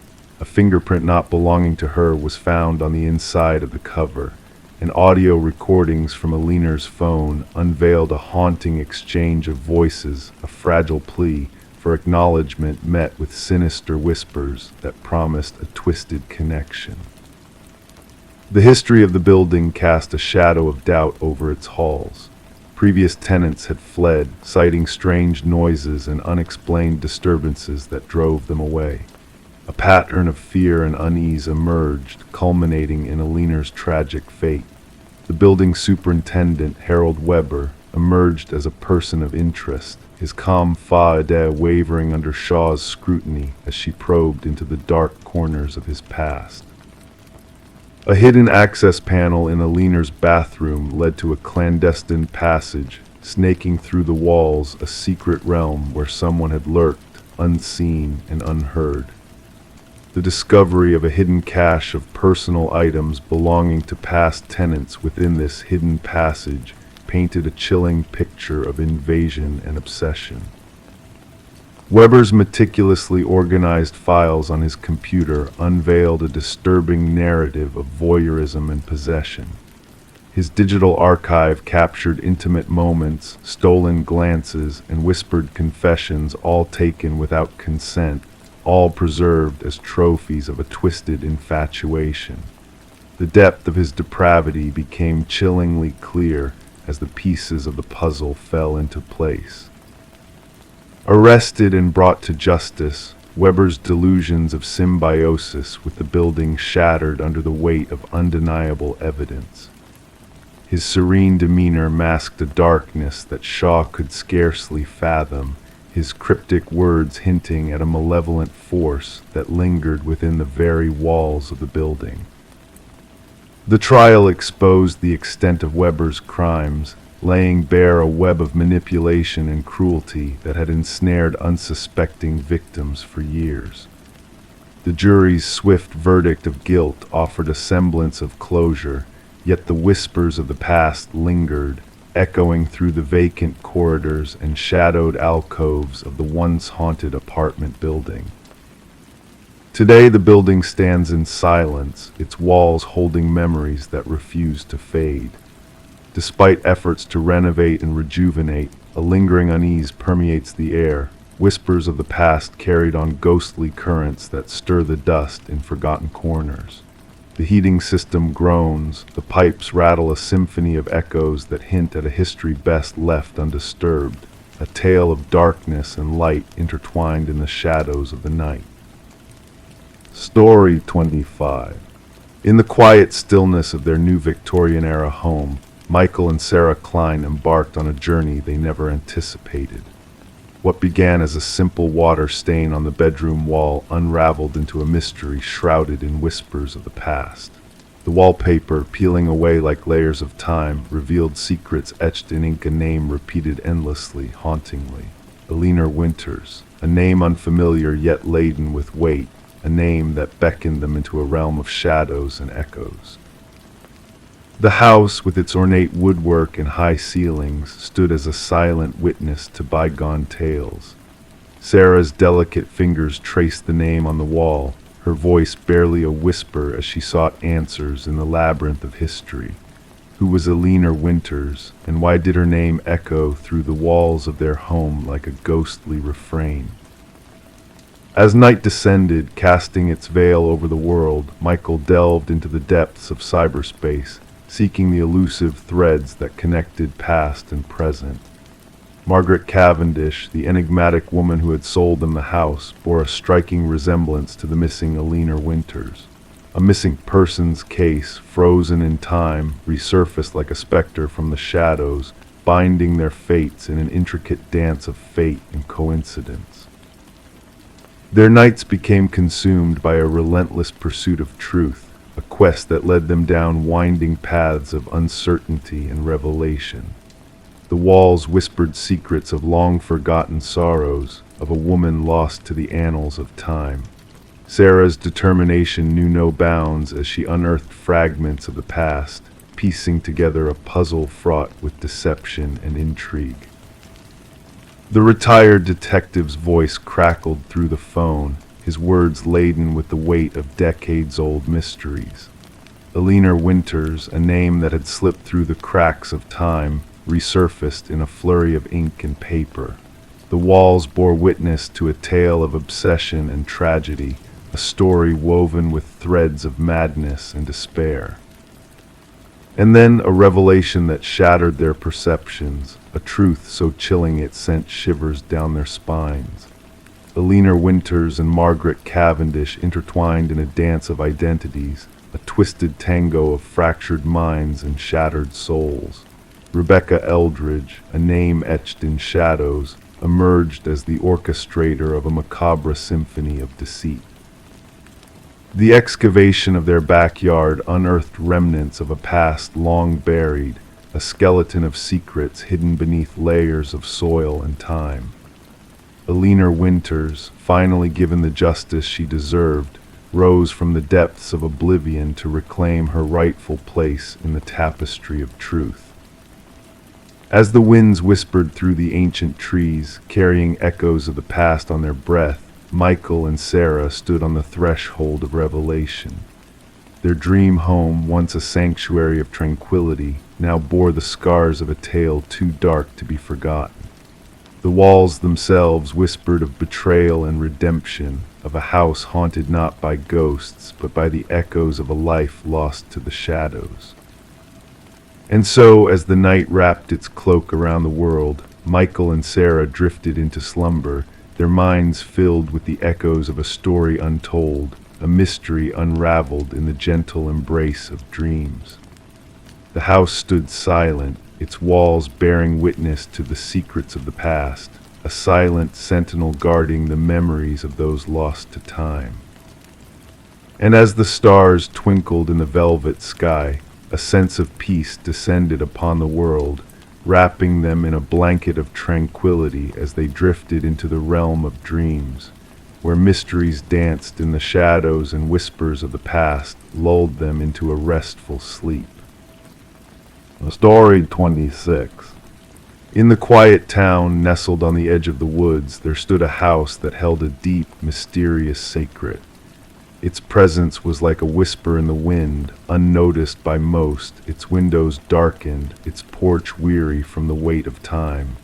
No one in the town spoke of it, as if the house itself wished to remain hidden from prying eyes.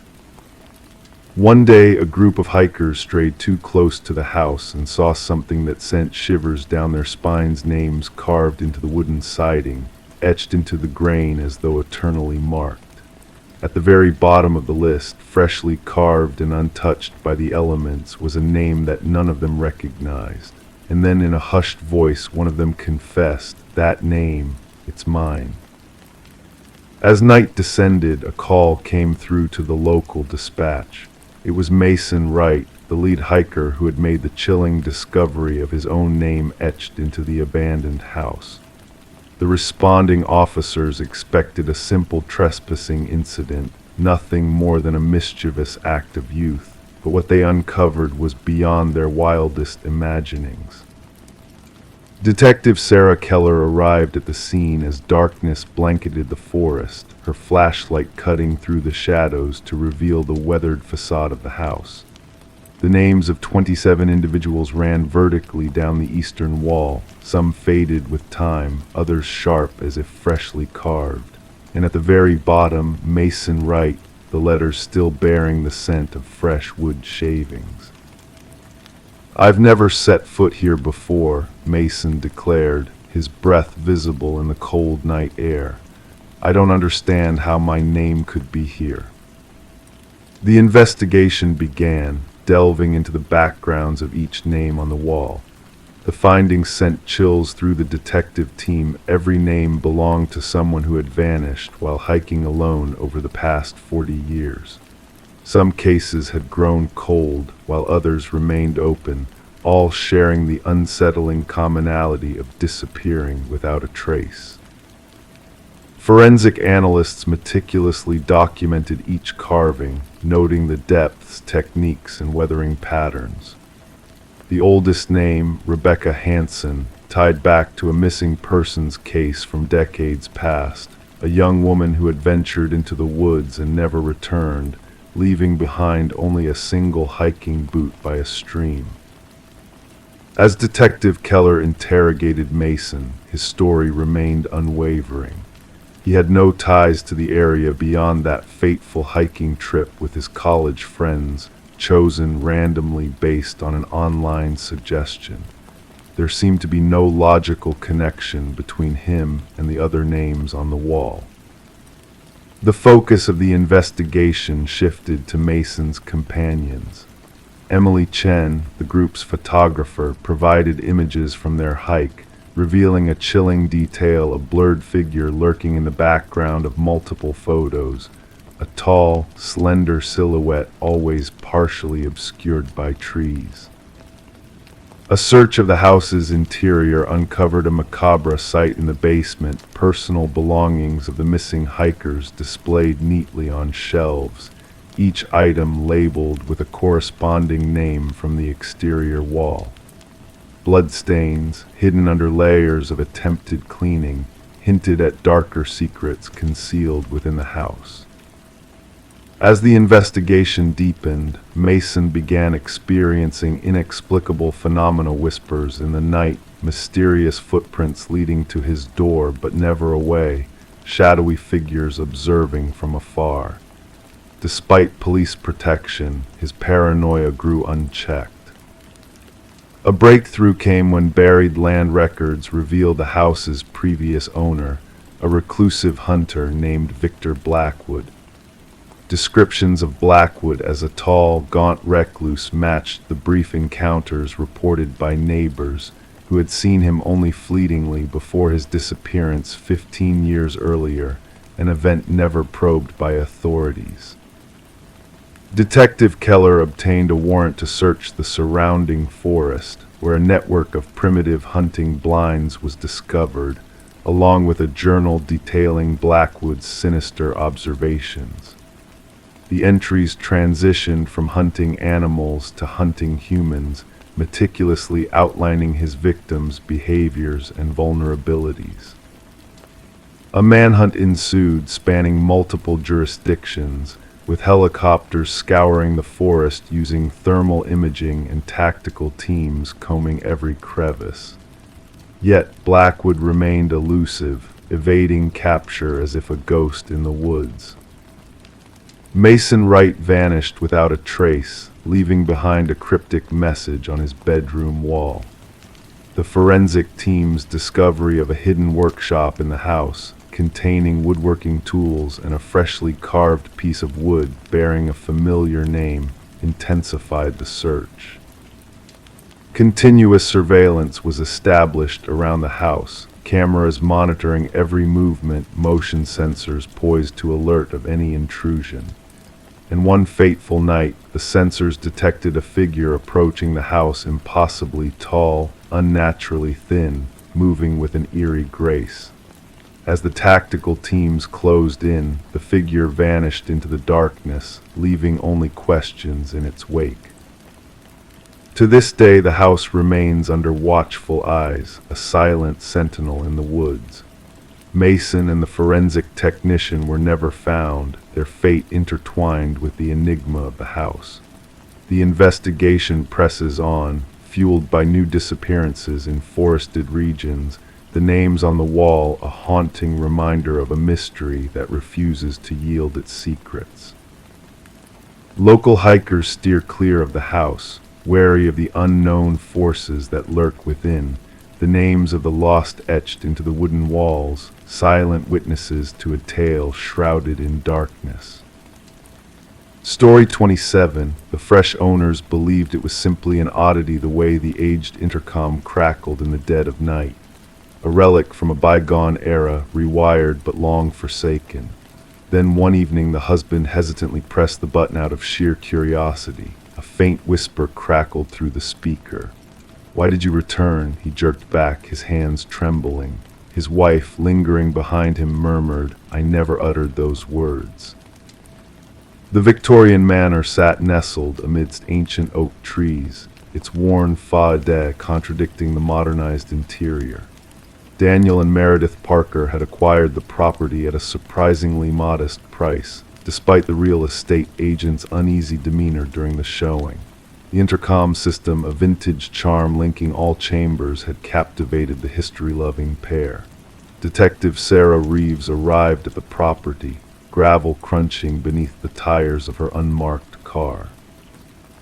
The call had come in as a possible break-in, but a hidden depth in the dispatcher's tone hinted at a more intricate tale. The tall silhouette of Daniel Parker welcomed her at the entrance, his pallor noticeable even in the subdued porch glow. It all began with the intercom, he elucidated, guiding Detective Reeves through the imposing foyer. Initially just static, then whispers, eventually coherent sentences. My wife thought I was hallucinating until she heard it too. In the parlor, Meredith sat rigid on an antique settee, hands grasping a steaming mug left untouched. We stumbled upon something hidden behind the wall, she disclosed without preamble. Daniel wanted to enlarge the kitchen pantry, and when he tore down the drywall, her voice faltered. Concealed behind the wall, wrapped in deteriorating plastic, they had unearthed a small leather-bound journal. Detective Reeves donned gloves before delicately perusing its brittle pages. The script, graceful yet frantic, belonged to a certain Alina, the apparent previous proprietor. The entries chronicled her mounting suspicion that her spouse Vincent plotted her harm. The final entry was dated 3 decades ago, Daniel elaborated. After that, silence. The prior owners mentioned buying it from an elderly gentleman who relocated to a retirement community. The inquiry unveiled that Vincent and Alina Blackwood had indeed owned the house. Property records indicated Vincent had sold the house shortly after Alina purportedly departed. No divorce proceedings were initiated, no change of residence, no financial transactions in Alina's name post the final journal entry. Detective Reeves marshaled a team to meticulously inspect the property. Ground-penetrating radar unveiled anomalies beneath the concrete foundation of the garden shed. As investigators breached the decades-old concrete, the truth materialized in the form of human remains. Forensic scrutiny confirmed the skeleton belonged to a woman in her 40s, displaying signs of blunt force trauma to the skull. A gold wedding band discovered amid the remains bore an inscription, "To Alina, my eternal love." The case against Vincent Blackwood swiftly solidified. Now aged and residing in a care facility, his intellect was sharp enough to comprehend the charges leveled against him. When confronted with the evidence, his response sent shivers down even the seasoned detective's spine. "She wouldn't cease her chatter," Vincent articulated, his voice unnervingly composed. "Always prattling through that cursed intercom, monitoring me, interrogating me. I disconnected it, but she reconnected it herself.